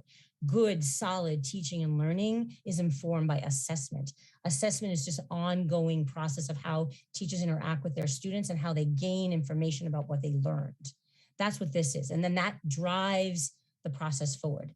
And the reasons in these teaching and learning goals that we specifically are looking at perhaps racial disparities and special education disparities, because if you recall, as Superintendent Jett said prior, we have been noted for this. We have disproportionality in our district. We need to address these things in very specific ways so that we are meeting the expectation that we are decreasing that disproportionality, eliminating that disproportionality to meet the expectations of our families for doing right by children, and also to meet the expectations for this Commonwealth. So you all can think more about this. Remember, these are just drafts as we go through the teaching and learning goals. I have another comment, Margaret, Yes, if you could go back Yep. to that slide. I was the one that suggested having the letter D goal there. And what I suggested was pulling that language out of what had originally been in letter C, thinking that it was putting together two really big goals of ours. One is to address the unfinished learning that occurred as a result of the pandemic, but number two being the racial disparities that we know about. And I felt that pulling out the disparities and the disproportionality into its own separate goal was important, so that when thinking about how we're going to get this work done, there are different ways to do all of those things. But I think that it was important to shed light on that on its own. And the other thing that I might point out too, we're talking about a grade level proficiency in ELA and math for grades K-8. And this is, and from our conversation, I think we're talking about based on formative assessment results. And I think that means that we've really got to get that clear about how that is taking place. It is different than the work that we had been doing through the strategic plan, which was focusing on grade level proficiency at grades 3, 8, and 10, based on MCAS scores and ELA and math, but also it identified in the strategic plan 80% of our students. And this does not identify a percentage. I'm assuming the assumption is that we're talking about a goal of 100% grade level proficiency. And I think it's a great stretch goal. I just want to be realistic also about the goals that we set, and that's a tough number to pick. But that's also a question. And my last comment is in terms of the letter D around the racial disparities. We might want to push up the timeline for that goal to be by June 2022. That it's part of the effort heading towards grade level proficiency for all. But I'll stop talking, but I just threw a lot out there. No, I mean, I think our goal should be, I know that 100% is a stretch, right? I get that. But I also think that given all that our students have been through, that really having that expectation for them and supporting teachers and helping them to get there. What do they need from us as a committee in terms of finance, in terms of supplies, materials, training? Like, what are those things that are going to need to happen? Because I think that's what the community expects too, right? To have those high standards and to recognize that we might fall short of 100%, but if that's the goal, then that's a good stretch goal to have. And as opposed to by June 2022 for that last one, that would certainly be a goal to have. I don't know. I think given the disproportionality that's existed for a while, really striving and putting structures in place to make sure that we deal with that and make it so that it does go away might take a little bit longer time. I don't know if other people have more strong feelings about that or would like to chime in about that particular time frame. No. Okay.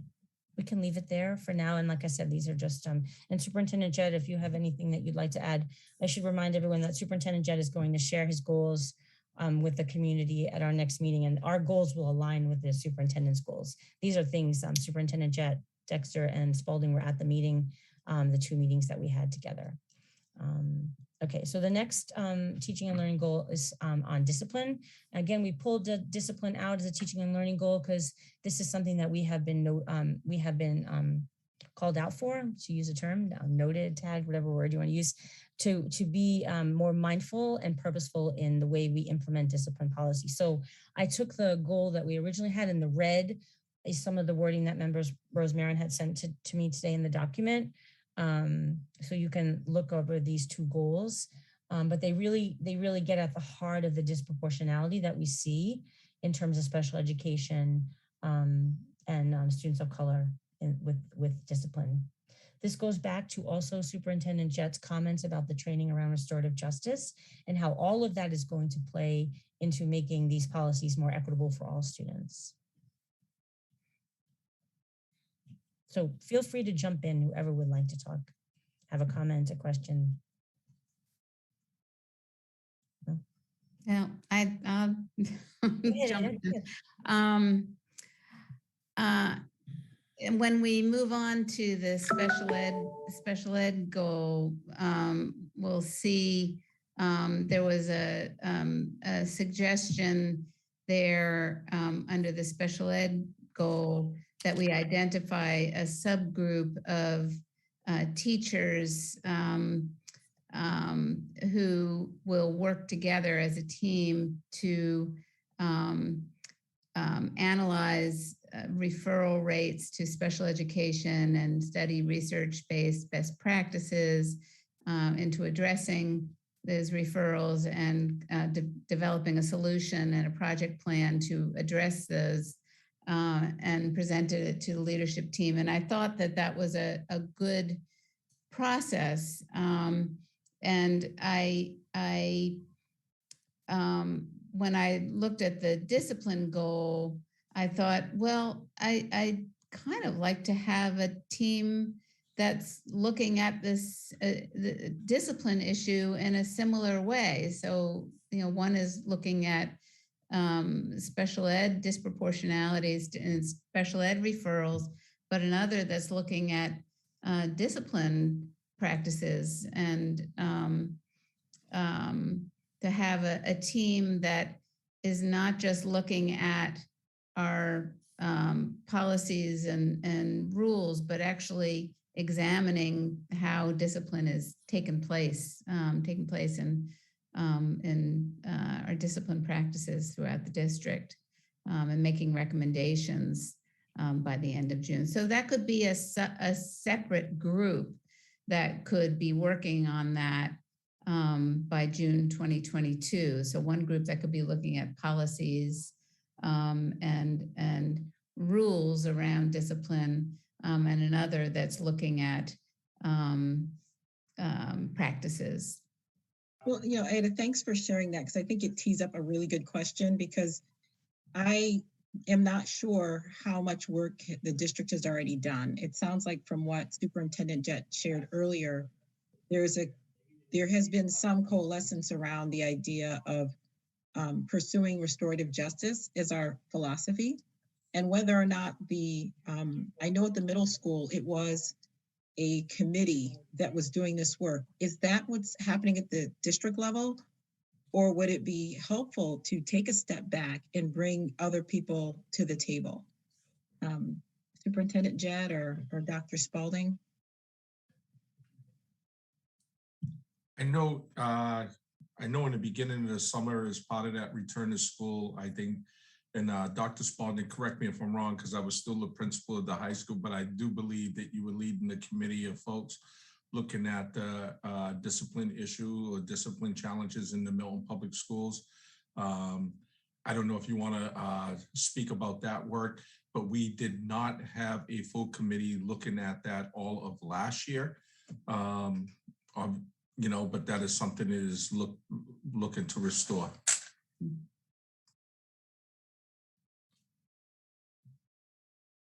Okay. Yeah. So go ahead.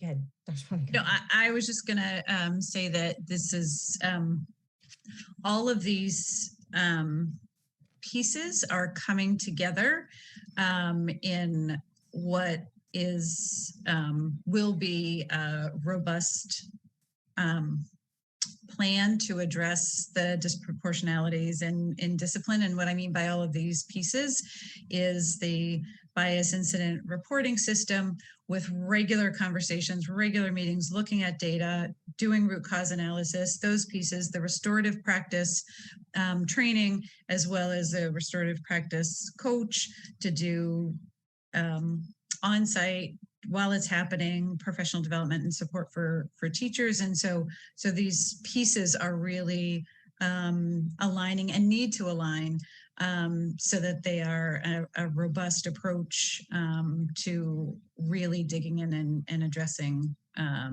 especially the disproportionality in the area of discipline. So Member Rosemary, that the confusion for me was that I thought that when you put that on your doc, that it was that it would somehow accidentally move down, and didn't really realize, because I was doing it when I got home today, that you had set it to be separate from and a part of this. So thank you for clarifying that to me. Yeah. So, and, you know, I think it's really great to hear from Superintendent Jett and Dr. Spalding about the work that's been done to date in this area. And, you know, what I think our goal should be is to build upon what has been done so far. And I don't know if we should, you know, kind of try to weave those together a little bit more, because there is not mention of the work that you know, you're talking about, the anti-bias incidents and the restorative practice, and I mean, those are important initiatives that are not addressed here. And again, I think our goal as a district should be to have all of the ships pointing in the same direction. Right. So we don't want to be going off in one direction when there's a whole other group of people going in a different direction. Right. And so I think that when Superintendent Jett shares his goals with us, then we can better craft this goal and that goal to meet. I do think then that we can think about the pieces that you all just said and maybe reword or add to this goal to give it some more teeth. I have a question about who's leading this work. Dr. Spalding, in your absence, has this been assigned to a specific staff member? Actually, or Superintendent Jett? It has not been assigned to it. It is going to depend on the level of experience of who we put into place. But it would obviously, I think Dr. Spalding alluded to it, it will be by a committee and a lot of people going in. And right now, it may be James Jett that's leading this work. I like that as a person, because as long as there's a leader, Right. I have hope that this may work be will James Jett continue. leading this work. Right. Yeah. And so Member Ross, saying to your point, like, it's really important for us to have this as our goals this year, to make all, as Member Rosaran said, these things come together so that we keep, again, the students at the center and the work that we need to focus on in terms of teaching and learning to move the district forward in these really important areas. So, okay, so let's think about some words that we might change or add to this, given some of the information that Dr. Spalding shared with us tonight. You know, and as Member Rosemary did, yes, Dr. Carroll, one second. Member Rosemary did say we might need to meet again as like, and again, it would be an open meeting, as a retreat to sort of shape some of this after our conversation here this evening. Yes, Dr. Carroll, I'm sorry. I apologize. No, you sort of just answered my question. I think it's just a little bit of a process question, since this is, you know, Right. the first time I'm participating in this process. So we drafted these goals. We're discussing them and continuing to refine them now. We will hear the superintendent's goals. Right. We are voting tonight to No.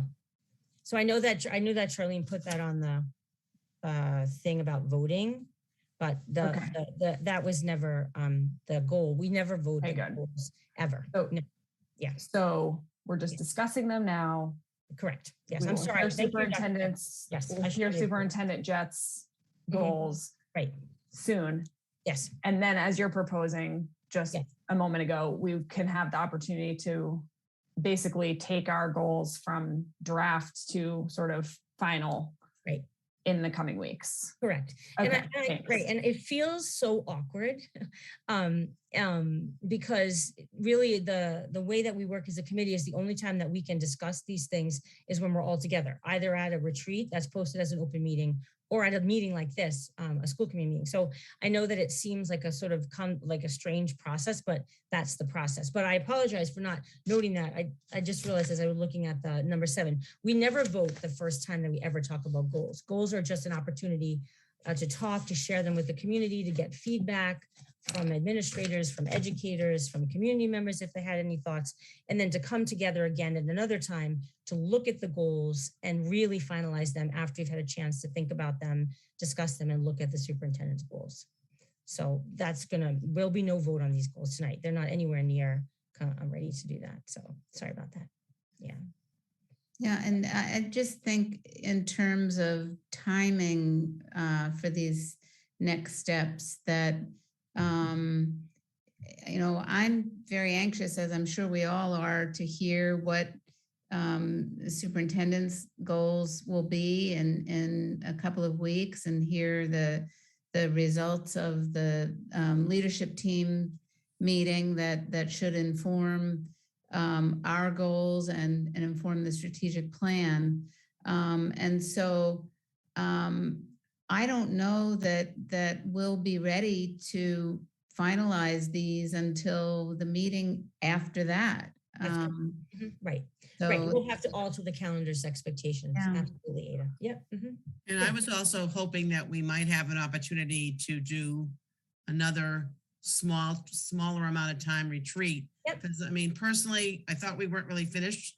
And I also missed Dr. Craighead's participation. And I know everyone's schedules are really busy, but I would love it if we could figure out another hour where we could get together, hear Dr. Craighead's thoughts and input, and maybe fine tune our own thinking as we've had some time to look at these. Absolutely. I 100% agree with everything. Member Rossini, I apologize. Go ahead. No. I'm awful. I can't see everybody, so I didn't. Can I? But no, just adding on to what Betty shared, I think given that the people who are in with our students the majority of the day, we have not identified a way within the bylaws to engage teachers in this process or representatives from the MEA. It doesn't have to be the executive board, but I've learned from previous experience, having their insights always helps refine these types of goals to reflect the reality of what's in the classroom. And I think you'd be remiss if we did not get their feedback in some way, shape, or form before these are finalized. And it's not to say that everything that, every piece of feedback they might share will be incorporated, but they will provide us with some perspective on where are potential pitfalls or where there are things that we're missing that are extremely disruptive to their ability to do their jobs well. So I think we do have some responsibility to get their feedback in a way that's still within the laws of Massachusetts. Right. Thank you. Yeah. Thank you everyone for your comments. This is exactly the point of having this this kind of conversation in this kind of meeting format. So we can go through the rest of them. I know we've been at this almost for an hour and a half now, so we can go through the rest, have some comments about them, knowing that the next stages of our processes we will have another meeting to talk about them, to think about the things Dr. Spalding said, to get some feedback from other members of the community, educators and administrators, and then to really firm up because the school committee goals should reflect the knowledge that we have as a committee, but also the hopes and wants of the educators and the community members as well for the academic year.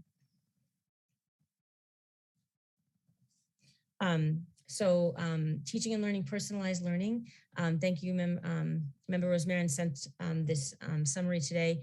The idea of personalized learning is something we talked about when the peer school came and presented some of the changes that they were making around math instruction and opportunities for students to personalize learning. This is a long-term goal of the district. We know that it's not fully formed yet and needs a lot of thought and conversation with educators and with administrators. But we really thought it was important to include it in our goals because it is a goal of the district.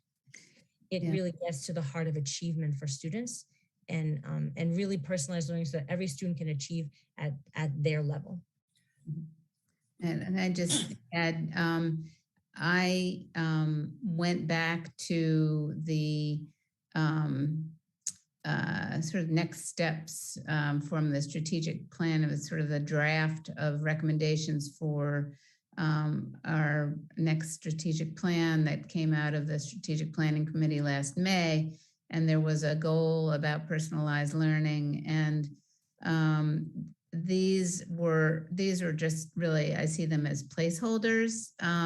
These were just a couple of many goals that were listed in that plan. And again, I would be inclined to consult with Superintendent Jett and his team that focus on this. I know AJ Melanson and Kat DeRoche were working on this last spring. And, for them to help us frame these goals in an appropriate way of what would be the first steps in this goal. And these might be it, but there may be other recommendations. So I see this as really just kind of placeholders for now. Thank you. I had wrote to be determined. So this was a much more, this was a much clear way to explain what to be determined meant, because that meant nothing. I just put it there. A little bit more. Yeah, a little bit more informative for the Not done. community. Yeah. But yes, I do think this is a really important long-term goal for the district, because I think it will get at to what people are concerned about in terms of leveling, in terms of opportunity. This will really help people understand that in a different way. And then the last two goals here go back to the special education, goals that we had in terms of what was noted in the equity audit, and also in the data that VIVU has been presenting to us for the last 6 years about, and this was the goal, Ada, that you were talking about forming a team of educators to analyze the data and the research practices and to form instruction around that. Right. And so we can go back and look at this goal in relation to the discipline goal in relation to that and make them a more cohesive unit of goals. Mm-hmm. Okay. And then of course, the last piece of, so there's a lot of goals here, as everyone can see. It's an ambitious goal setting agenda, but this is a really important piece looking at our curriculum. We've had a lot of conversations around the need for a social studies curriculum, the need to have a new math curriculum. So this outlines a timeline for which that will occur. So I'm calling on the expertise of Dr. Craighead here, because I'm not sure by the June 2022 if the curriculum would be selected and purchased. If that I don't recall from the budget if that was part of this particular school year's budget. I don't think so. Okay. But I can't say an absolute hard no. Great. And as I said, Assistant Superintendent Dexter, who could answer this question better than I could, is at the select board meeting. That's okay. So she'll come back. I just want people to have a time reference here, that what we're hoping to have by the end of this June. So we'll maybe take the purchase part off by the end of 2023 in terms of math and social studies. And then of course, supporting teachers with professional development. And I do want to share one comment, and I think you raised a very good point when you introduced this section. I tried to look at who had to lead this work for each one of these goals to take place. Right. So to ensure that no one administrator was burdened with, several additional projects beyond their regular day job. And I think at an administrative level, we're good. Mm-hmm. Especially since Superintendent Jett is taking over the discipline work. Thank you very much. But I do want to think through whether it's with the school committee or the school committee and the MEA, what is the impact on teacher professional development? There is a PD calendar. There's a limited number of days. We also have goals that they're setting as professionals. Right. And I would be remiss to say that we didn't think through if we were inundating any one individual or set of teachers with several initiatives at one time. Right. So for example, if we're doing an ELA adoption or the math adoption, the history adoption, in addition to discipline work, are those the only two things that are going to be above and beyond their day-to-day responsibilities? And I think it's worthwhile going through that exercise at the teacher level to ensure that these are thoughtful. Thank you, Member Rostand. That's where it has to start, because the educators will be the one doing the work along with the administrators. So we can start with that question as well. You don't ever want to roll out too many initiatives at once, and you don't ever have an effective implementation of the programming. We do know that this is important work, and I would like to say that whatever happens with the social studies curriculum and how it gets chosen and how that gets discussed within the community. I think it's really important for people to understand that social studies will encompass many aspects of history and many different peoples in history, not just one particular lens, but a wide lens, an equity lens that includes all people and different perspectives as well. So that'll be something that I think this piece for social studies, because we don't really have a solid curriculum, is complicated for us right now in the community, and what that means at each different level, and what are the conversations that are happening around this particular subject area. You know, last year when we did our goals, we wound up having a budgetary goal that picked out the items that required funding, and we may want to add a goal along those lines just to inform our budgeting process as we this fall get into budgeting for next year. But I think, you know, I was the one who put in and purchased for the social studies curriculum, but I also think we need to say and purchased for the math curriculum. And so it needs to be a conversation in our finance committee too, about where are we setting those goals, and those financial goals are an important part of it. Yeah, we agreed. We discussed that a little bit at the retreat, and I remember our big discussion about it last year. It also sort of helped us help the community understand what it is that what the school committee does. We set these goals as a school committee. Of course, we don't implement them. We support the people who are implementing them, and we do that by having good policies, good procedures and policies in place, and by having a solid fiscal structure that supports teaching and learning in the district. So that's a good point that we might want to think about that again. Margaret? Yes. Chair Eberhardt, sorry. Just really quickly to follow on the points that you were making a moment ago about the social studies curriculum.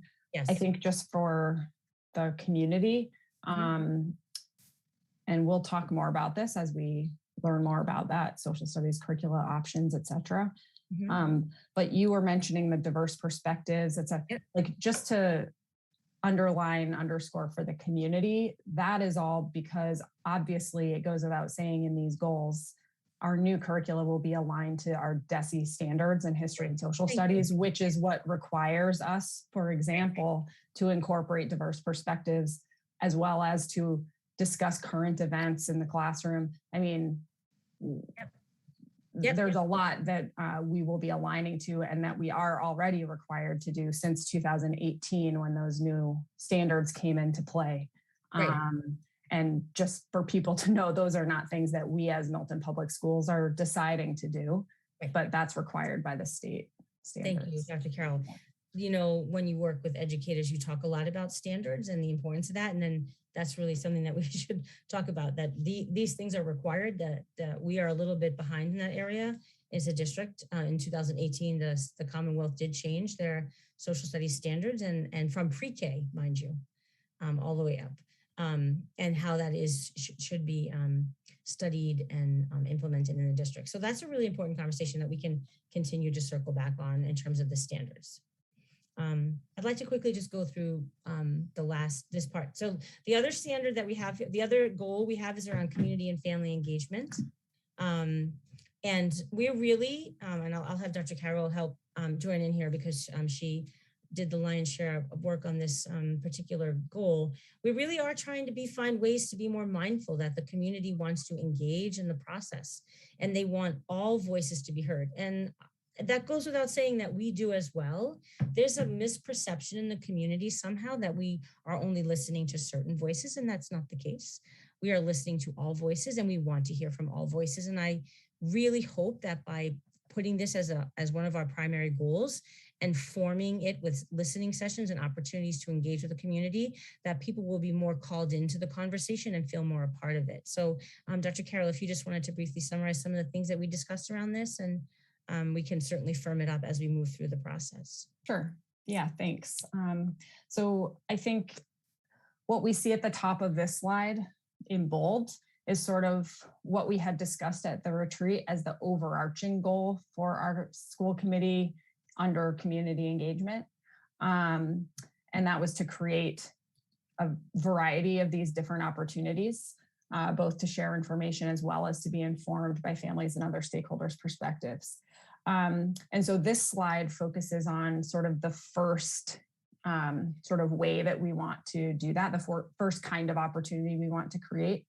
And the second final slide under this category details a few different opportunities, but we were setting this goal for ourselves to add some virtual learning listening sessions that would be trying to pilot essentially a new forum for the community to share their feedback. And the proposed dates are here.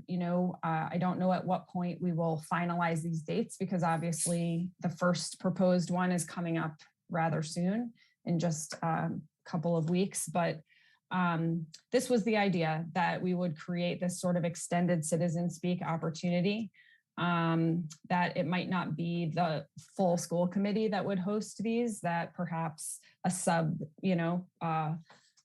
couple of school committee members would sort of attend on behalf of the full school committee. We didn't get to that level of specificity necessarily. But the important thing to note for this type of opportunity was that it would be a listening session, not a dialogue. And that, as you can see noted on the slide, is dictated by open meeting law. And the fact that people would be welcome to come and share their thoughts on any topic that they wanted to talk about, because that wouldn't have been previously stated on the agenda in the posted meeting. The school committee members would not be able to discuss those topics. But it would be an opportunity for us to take in information that we could then follow up on following the meeting. And so that was sort of the spirit and desire on our part to create this new opportunity that would happen at intervals. So the idea is that it happens roughly once a month through this fall semester, if you like, first half of the school year. Looking for ways to do that in evening and morning times to try to create, make it as inclusive as possible given people's different challenging schedules. So that was the idea here. And then the next slide just details a number of these other opportunities that we had brainstormed as a school committee to try and provide engagement, our own learning, and be able to communicate. So this is where you see noted hosting forums on specific topics. So the previous slide was just sort of extended citizen speak, opportunity for any topic to come and be shared about. These would be specifically on, in this case, the equity audit report findings, creating those opportunities for members of the community to come and learn, get a little overview of the findings and then have the opportunity to ask questions and share their own feedback. I know that we had also earlier spoken about potentially restorative justice as another topic that we might want to add one of these types of topic specific forums on. We had this idea of kind of working through PTOs to have, perhaps 2 school committees invited to attend a specific meeting of each of the PTOs, just to be able to hear more school community level concerns. That was another idea. And then you see here just the idea of trying to use some Google Forms as a way to seek input and feedback from people who may not be able to attend or have interest in speaking publicly at one of these open meetings, different way to share their feedback, exploring possibilities in the future to try to incorporate some of that into our website platform. But just a start with Google Forms as a tool. A specific goal that I'm committed to about encouraging youth participation. And now that we're kind of back to school, getting settled into the new year, I'm going to begin some outreach on that front to just learn, what might be the best ways that we as a school committee can engage with different groups, communities of young people in our town. So that's something that we'll definitely move forward on, I hope. And then the last pieces were just this idea of conducting research into like into an ombudsperson role. That is something that we've heard from the community about. It seems like something worth at least looking into. I know we have budget constraints, but something we could conduct research and report back. And then also this idea of a PR or communication strategy for the district, that be something that we kind of explore as well. Thank you, Dr. Carroll. Does anyone have any, I think this goal is so important. I know Superintendent Jett talked a lot with us too about the retreat, about the importance of family engagement. And it's one of the DESE focused indicators this year. DESE is really focusing on that piece and engaging families in learning and teaching and learning and being part of the community. So I look forward to this goal. I think it's a real opportunity to educate people about school committee and the processes and policies and procedures that we follow, about the budget, and to continue to engage people to make them feel like their voices are being heard in the community. All voices are being heard in the community. Anyone else? Can I Yes, add something related to the previous slide about the listening sessions and public forums on a parallel track, but related, because two of us are involved in the school building committee. The school building committee will be holding some public forums for neighbors abutting the potential site that we're looking at for a new school. And we're working on planning those, and we'll have more information about those forthcoming, but they should be sometime in the 3rd or 4th week of September. And there will be 2 or 3 of those.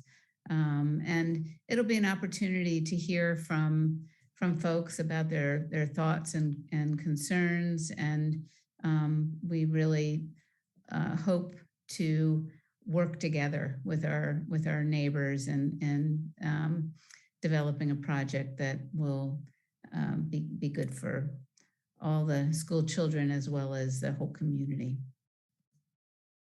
Yeah, thank you, Member Rosemary and Member, I think, White. Thank you for all your work on that. I look forward to the day that we all stand together in the new building, celebrating for children and teachers and families. Our last goal is around social emotional learning. We won't spend a lot of time on this goal. It just has, skip one. I know that there's, social emotional learning as a term sometimes that, I don't know, people have different feelings about. I have strong feelings about social emotional learning because really social emotional learning is life skills. There are actually standards associated with social and emotional learning in terms of self-management, self-awareness, social awareness, responsible decision-making, executive function. All of those things go into social and emotional learning. So it's not just a touchy-feely topic that some people think it is, but it's really developing those life skills that allow you to be successful in the world. If you study engineering at Boston University, they have this thing called being a societal engineer. And as a societal engineer, you're expected to not only be an engineer and solve problems in a scientific or mathematical way, but also to solve problems in a societal way, to be able to work with fundraisers, to be able to work with communities, to be able to work with your colleagues. So it really touches upon all of these social emotional skills that start when at home, actually with parents as the primary teacher, and then continue from pre-K all the way to 12th grade. So these are just some of the thoughts that we have around social emotional learning. We did have a social emotional screener that we piloted in the 2021 school year, and we'll find more about the data that we have from that screener. I think it was mostly for upper grades. We really want to think about what are the evidence-based programs that we use in the district, evidence-based, meaning that they're research-based and they are proven to work around social emotional learning. And then we want to secure and identify resources for screeners and to really look at how social emotional learning, restorative justice practices can help us to reduce disparities in the district. So these are just some of the longer term goals around social emotional learning. I know that some people don't think of this as an academic skill, like English and math and science and social studies. But I always tell the parents of young children, if your children can't find their things at the end of the day, and know how to get to and from school and find their stuff, they're not going to be successful long-term. And those things are part of executive function and social emotional learning, which are life skills. So I look forward to more conversations around this in the district as well. Margaret, I'd love to add one point about connecting the outcomes from the IntelliSpark. I think Yes. it's IntelliSpark screener. There were some outcomes around how students are feeling. And Yes. if there could be, when we start doing the research on evidence-based practices, Yep. if they could be targeted around those findings, Yep. because there's a whole host of competencies related to social emotional health, for which I'm not an expert. But if we can, somehow tailor what we're looking at to reflect what we know our students have areas of need, I think we will see a significant gain in changing the way students feel and experience life and school, because we were focused on where we know there have been some gaps. Yeah, I tried to find, I wasn't successful in I looked through some of the dashboard, and I looked through like the opportunity plan. I tried to find some of that data, and I wasn't successful in finding it. Otherwise I would have sort of, but thank you for reminding me. I made a note to reach out to you actually to see where, so that we could make those connections. And so that as we think about the practices, how they connect to outcomes for students and how those outcomes connect to academic achievement long-term for students. So I actually saw one of those presentations before I was elected to school committee. So it was a presentation that Dr. Spalding, and then there was one with Dr. Spalding and Vivu presented. So the data does exist. I just No, don't I have know. I struggled to documents find it. myself. Yeah, I know it's Yeah, there me somewhere. too. I just couldn't find it. But I will. We'll find it. All right. And then the last slide is just on next steps. So we're not going to vote at the September 22nd meeting. We are going to hear from Superintendent Jett at the next meeting about his goals. And then we are going to set up another meeting. I'm going to stop sharing now for us to get together and have another retreat meeting so we can hear from Dr. Craighead and all of us together. We're going to do that via Zoom, I think. It's easier for I think, to access for, especially when Dr. Craighead and everyone else is traveling to and from work. I think we can do it that way. It'll be an open meeting so people could attend. And then we will, I know we wanted to have these goals in place so that they would be in place for the beginning of the school year. But I think if we think more about that first October meeting, I think that's a more realistic goal, I think. Yes, Dr. Carroll. So just with that delay, which sounds like it makes sense, I guess my question is, how will that impact our ability to move forward with scheduling community engagement opportunities? Would it be, No, I think it's totally fine. I'm comfortable in this. I can only speak for myself, but I think going ahead with those and scheduling them is really important. Okay. Even if it's not a defined goal, it is a goal that we have. And I think the sooner we get that moving and the sooner we have conversations with the community, the more engaged people will feel. I don't know if anyone has any different feelings about that, but that's what I think. Great, thanks. Does everyone feel okay with that? Thinking about moving ahead with the forums at least? Yes? I agree. Okay. Is that okay, Dr. Carroll? Does that feel comfortable to you? Okay. I want to thank everyone for sitting through that presentation. I know it was long. These are really important goals for the district and for the students. So appreciate that very much. I'll have Charlene send an email to find a date where we can meet. All right. So Dr. Craighead, you are up with all the most important thing, finance. Okay, I'll keep the finance report short because the vendor warrant vote is very long tonight. Really what we did yesterday, we focused on a number of things. One was the CARES Act money and ESSER funds, where we are versus where we were, sort of catching up every week that we meet. And the additional 117,000 from the town will be allocated to us. And that is, I believe that might be happening tonight. And that's where Assistant Superintendent Dexter is. He's here. Pardon me? He's here.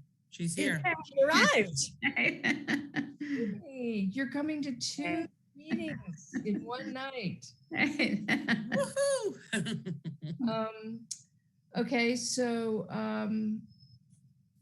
what else? We talked a lot about the formation of the FY23 budget, and we had a special visitor to our finance meeting yesterday, the former assistant superintendent of finance, Dr. Glenn Pavlicek.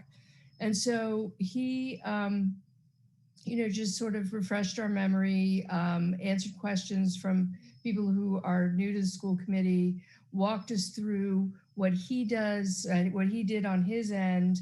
Assistant Superintendent Dexter joined us in December of last year, so wasn't there for this part of the annual budget season. So we did a lot of Q&A with him.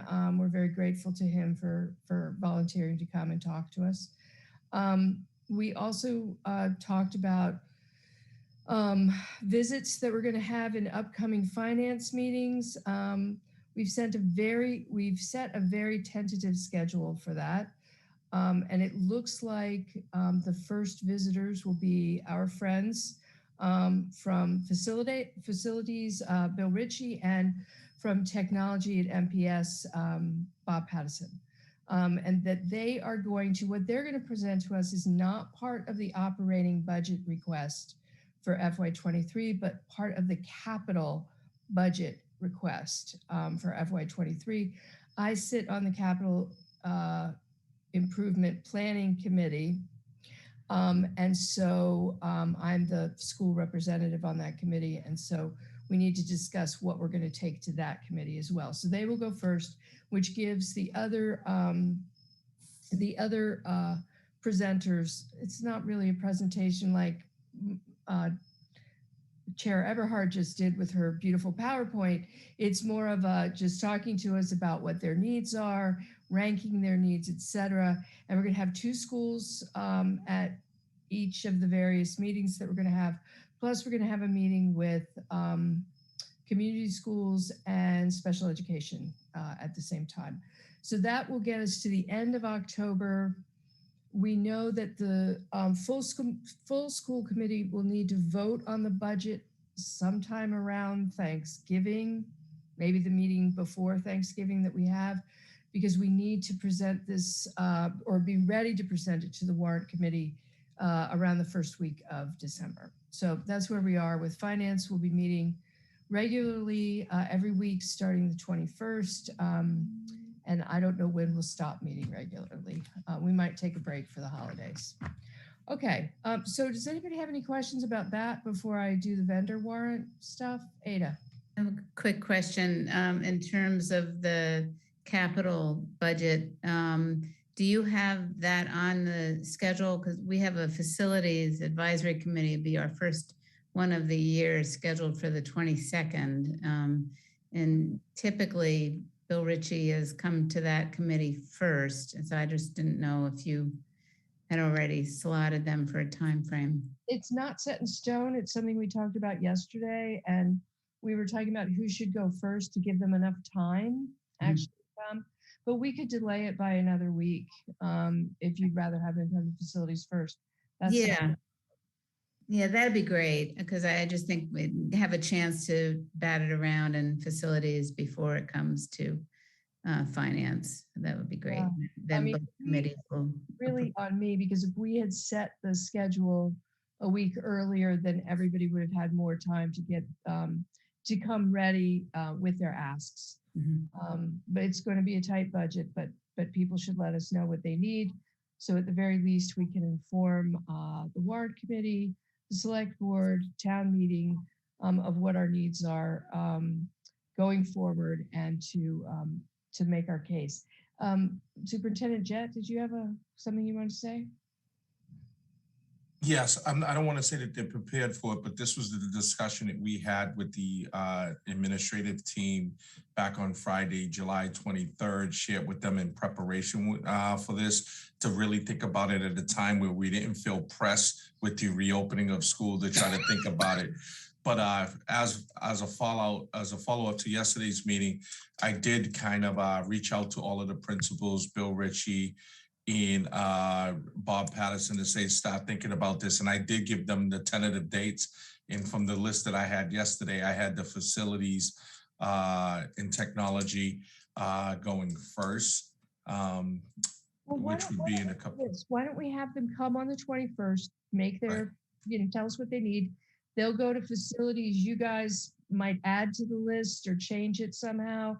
And Bill can circle back with us as necessary. Is that okay? Does that sound all right, Ada? Okay, thanks. All right. And so the Wait, only other, Dr. Craig, hey, wait, I have one question. Sorry. Did you just say, okay, I'm sorry, my brain froze for a minute. You were talking about the money at town meeting. Did you talk about something about that, or did my brain make that no, up? I just said that when the various schools and departments come to us with their asks for the year, I was just pointing out that once again, budget will be tight. And so I don't know what everybody's going to be able, what anyone is going to be able to get this year. I'm just trying to put a little Oh, no, realistic, yes. injection into the conversation. But I did say that it's important for them to come so that we know what the needs are and that we can inform the town. No, yes, I apologize, but I mean for that Amy was at the select board meeting. Oh, Let's yes. report out on that, or we're not reporting out on anything on that right Oh, now. okay. Amy, is there a report to be given about anything? I can give you a report if you'd Okay. like. So the select board voted this evening to appropriate an additional to approve an additional $1,500 of the balance of the CARES Act money to be added to the 117,502 for technology for school needs. They also requested another joint finance committee between select board finance and school committee finance to discuss. They have approximately $178,000 in additional revenue for FY22 that they are going to fall town meeting with a budget article to increase different budgets. So they would like to task Superintendent Jett, myself, Town Administrator Dennehy, and Finance Director Karen Praval with perhaps bringing forward a consensus recommendation of how to use that money. Looking at all town departments as well as schools that received some cuts during the budget last year. They were talking about public safety, police officers, schools needs, as well as library and other departments. So they didn't vote on anything. They just tasked us with trying to come with a consensus recommendation that's then approved by school committee, finance, school committee, select board finance, select board and warrant committee. So they would like to meet next Tuesday. I thought we had a finance meeting scheduled, so they thought maybe we could meet after that, but I think time is of the essence to get it into the warrant for print. So even though we don't have anything scheduled for next week, we might want to have one where we first discuss and vote separately, and then maybe 20 minutes, a half hour later, have a joint meeting. So maybe we can talk offline about that tomorrow morning and put something together. I stress the need that this meeting has to we need to do everything we can to accommodate Dr. Craighead's schedule, because she has not been able to attend with the times for the last several. So they talked about like 5:30, 6 o'clock, something like that, possibly Tuesday, but they had to poll their members also to see what was convenient. But that's pretty much where it stood. That's the gist of the conversation from my participation in that meeting tonight. That's all great news. And I think it's terrific that we didn't have a finance meeting scheduled for next Tuesday. We'll just make sure we schedule one and we make it before 5:30 or so that we. Yeah, and probably important to note where the 178 came from. That was $225,000 increase in new growth from the assessors department. The estimate went up and that's netted with a decline in state aid of about 47,000. So that's where the 176 is coming from that they're looking to appropriate. Great, thank you. Can I ask a quick question, Dr. Craig? I'm a little confused. So they're asking you to come to a consensus of how to spend all the money and divide it between the different departments. And then the finance subcommittee is going to then recommend how that money gets spent in the district? Yes. At a vote at finance subcommittee. Yes, or vice versa. We could vote that, and then if we knew what the needs were, it would probably be an allocation of the amount, and then we would go to finance for not a vote of the full 176, but how the school's portion would be allocated, or what the priorities were. So, and the finance meeting on Tuesday will be posted as a full school committee meeting, as it always is, so that any and all of us can show up to that meeting and discuss. Right. I just because I'm just going to turn this off because I want to make clear that so finance is going, because then to bring it to the full school committee to have a discussion about how that money is going to be used this year. Right. Because usually the way that it works is finance makes a recommendation to the full school committee. And that at an open meeting, all meetings are open, obviously, but at a meeting that's televised like this, we would discuss it and then vote on it as a full school committee. I know they'll be cross-posted, so that's fine. I just want the community to understand the process because it would be a little bit different than it usually is. But it will be an open meeting and it will be a full school committee meeting. So we do normally do it this way just so that it's, I don't know, televised and replayed on Milton Access TV, but it's technically the same as if we didn't do that. Yeah, it's just not as accessible. So that it's the whole part about that it's so that people see what's happening. I get it. And it's a time sensitive issue.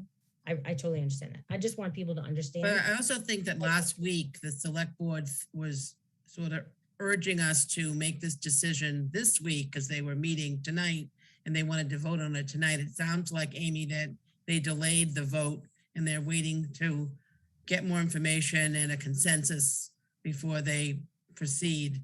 I had gotten the feeling from last week's meeting that they wanted that done for tonight, but they obviously must have shifted their thinking a little bit. Yeah, I think that decision to delay any kind of vote was made before they even asked me any questions. So that wasn't based on whether or not the school had an approved list.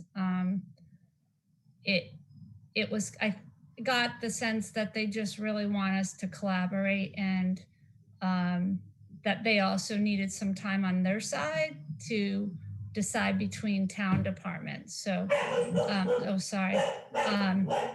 that's kind of where it landed.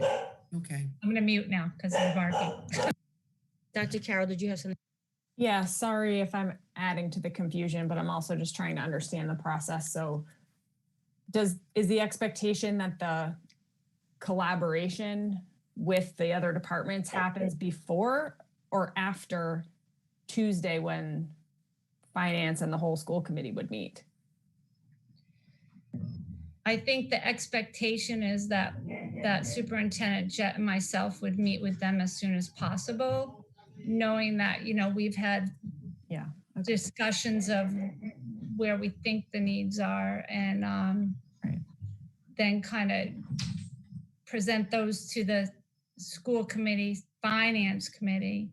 Next week. So you could do it in two nights if we had to. which is probably the normal order of business as it would, but whereas I think they want to vote at their next meeting. So that's why it's time sensitive to get it into the warrant. So normally we would work as a team in central, work with the town finance and town administrator, knowing kind of what the dollar amount we were expecting the schools was going to be allocated, and then figure out from there what the school committee's priorities are from the list. I don't know, Superintendent Jett, is that your read on how it would normally work? That would be, but I do think it's important to note that we have had several different meetings with the town departments to talk about CARES Act money, ARPA money, and now we have this additional ESSA money, and then this additional pocket of money that the town has secured. So we are prepared to talk about some of the positions. Some of the positions we lobbied for last year that didn't make the cut. We talked about reading specialists. We talked about a 504 coordinator. We talked about different things. So we could come together very quickly and work collaboratively with the town side to come up with a recommendation. Right. I guess what I'm trying to make clear to the community and to the committee, right, is that the collaboration is not the decision. The decision is exactly of the district and the committee. Right. So I'm just trying to make that clear that we have a different responsibility around our finances than the town does, right? The town makes decisions with the town administrator. The select board is not accountable to the decisions the way we are. So I'm just trying to make very clear that the collaboration is around the amounts that get divided into different pockets in the community. The actual decision on how the money is spent is made from a recommendation from the superintendent to the committee, and the committee votes on that. That's what I'm trying to clear up so that there's no misunderstanding about how that process unfolds for the community. So we are charging the finance subcommittee then on the recommendation of the superintendents to make that recommendation as a full school committee meeting, even though all of us might not be there. Right? That's what I'm trying to tease out here. So that's understood by everybody. Okay? That makes sense. Right?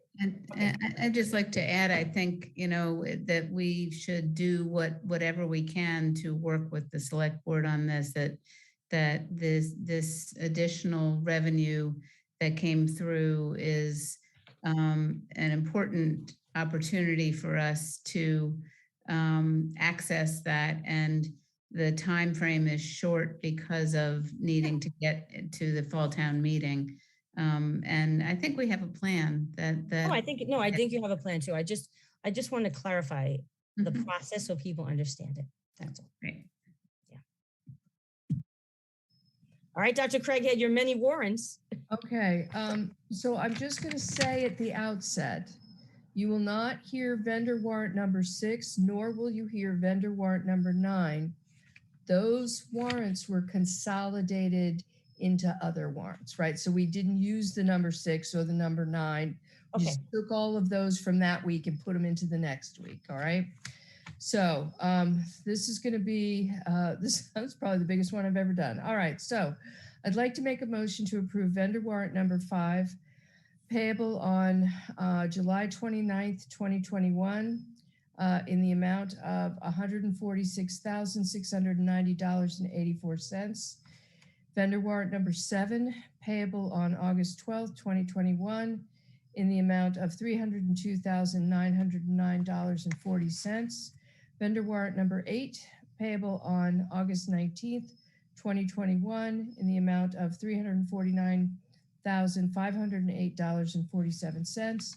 Vendor warrant number 10 in the amount of $678,708.54, payable on September 2nd, 2021. And finally, vendor warrant number 11 in the amount of $109,787.33, payable on September 9th, 2021. Do I have a second? Second. Okay. Any discussion? All right, all in favor? Okay, that looks unanimous. Thank you very much. Dr. Craighead, I know this is crunch time for finance, so anything we can do to support the process, we're here. And I'm really appreciative of the select board for the additional funding. I think that's going to be very helpful this year. So thank you all for working on a quick time frame and for making those meetings happen very quickly over the next week or two. All right, the next thing was approval of minutes, which we don't have. Charlene said we would have the next time. So I don't think we have any old business to attend to tonight. Our next meeting agenda items, if I look at our calendar here, we have information about the budget. On our calendar for September 22nd, it says fiscal end of year report, Superintendent Dexter. So yeah, that's a report we do with Desi. So Lisa McDonough is working hard on that. She does a great job, and it will be reviewed and ready for approval on that date. Okay, great. We're going to hear, I'll check in with Superintendent Jed about hearing about his goals at our next meeting on the 22nd. We will, so then the other thing I wanted to check in with members Ross Denny and member Craig, Dr. Craighead is, if we wanted to have Martha come back to do a report on after schools, did you have a chance to talk to her at finance yet about the changes she made to the programming, to the funding? Should we push her out to another meeting or? Yes, we Okay. should push her out to another meeting because there was a scheduling issue. Okay. And we weren't able to talk to her yesterday. Okay. Okay, so then we'll push her out to an October meeting. And then I think we did have on here an update from the Pierce, but I'm not sure. I think it says, I have it here, Pierce levels. But I might need to discuss that further with Superintendent Jed and member Ross Denny about an update on that. We might need to push that out a little bit. But that's what I have on the agenda for the next time. And I think, Ada, we have something on the agenda as well. School building, are we going to do school building committee on the 22nd or out to the 6th when Sean is coming? I would say out to the 6th at this point. I'll let you know if we do have something we want to report. Okay. Will we have a policy yet, Dr. Carroll? Yes. Yes, I'll have a report out next time. And then we will also, I think we will add to our September 22nd meeting, school committee subcommittees and advisory committee, so we can begin the process for that new committee, okay? Because we need to vote that. So that's going to go on the committee, that's going to go on the agenda for next time, 22nd. And I believe that's it. If there's anything else, you can email me or Charlene and let us know for the next meeting. I just thought of one other thing in terms of the facilities request for capital. Will we, because the facilities advisory committee is meeting right before that school committee meeting. Okay. And I think we agreed that Bill Ritchie will be going to finance the day before. So we should probably report on that on the 22nd. Okay. So report out on facilities. And capital request. Facilities capital request. Okay. So sort of a joint presentation with us and finance. All right, great. All right. I want to thank everyone for a nice meeting. I hope that sound like the start of the school year went very well. I hope everyone that just finished celebrating Rosh Hashanah had a peaceful celebration. I know this weekend marks 20 years since September 11th, and I know that many in the community will be having events and we'll be thinking a lot about all the people, the whole world impacted by that day, and I'll certainly be thinking about it and sending everyone peaceful thoughts for the 20th anniversary this weekend. Hard to imagine. It's been 20 years. All right, so I'll make a motion to adjourn the meeting. We are going to adjourn to executive session to conduct strategies in preparation for negotiations with union and non-union personnel, or to conduct collective bargaining sessions or contract negotiations with union, non-union personnel in accordance with Chapter 30A, Section 21A2. We are going to not return to open session, but adjourn from executive session. May I have a second? Second. Second. Okay, this is a roll call vote. Member White? Yes. Member Rosmarin? Yes. Member Rosteni? Yes. Dr. Craighead? Yes. Dr. Carroll? Yes. Member Eberhart, yes. Dr. Spalding, wish you all the best. Thank you for all your work and dedication all these years. Everyone have a peaceful evening and thank you for attending this evening. I'll see you all in executive session. Thanks. Good night, everyone.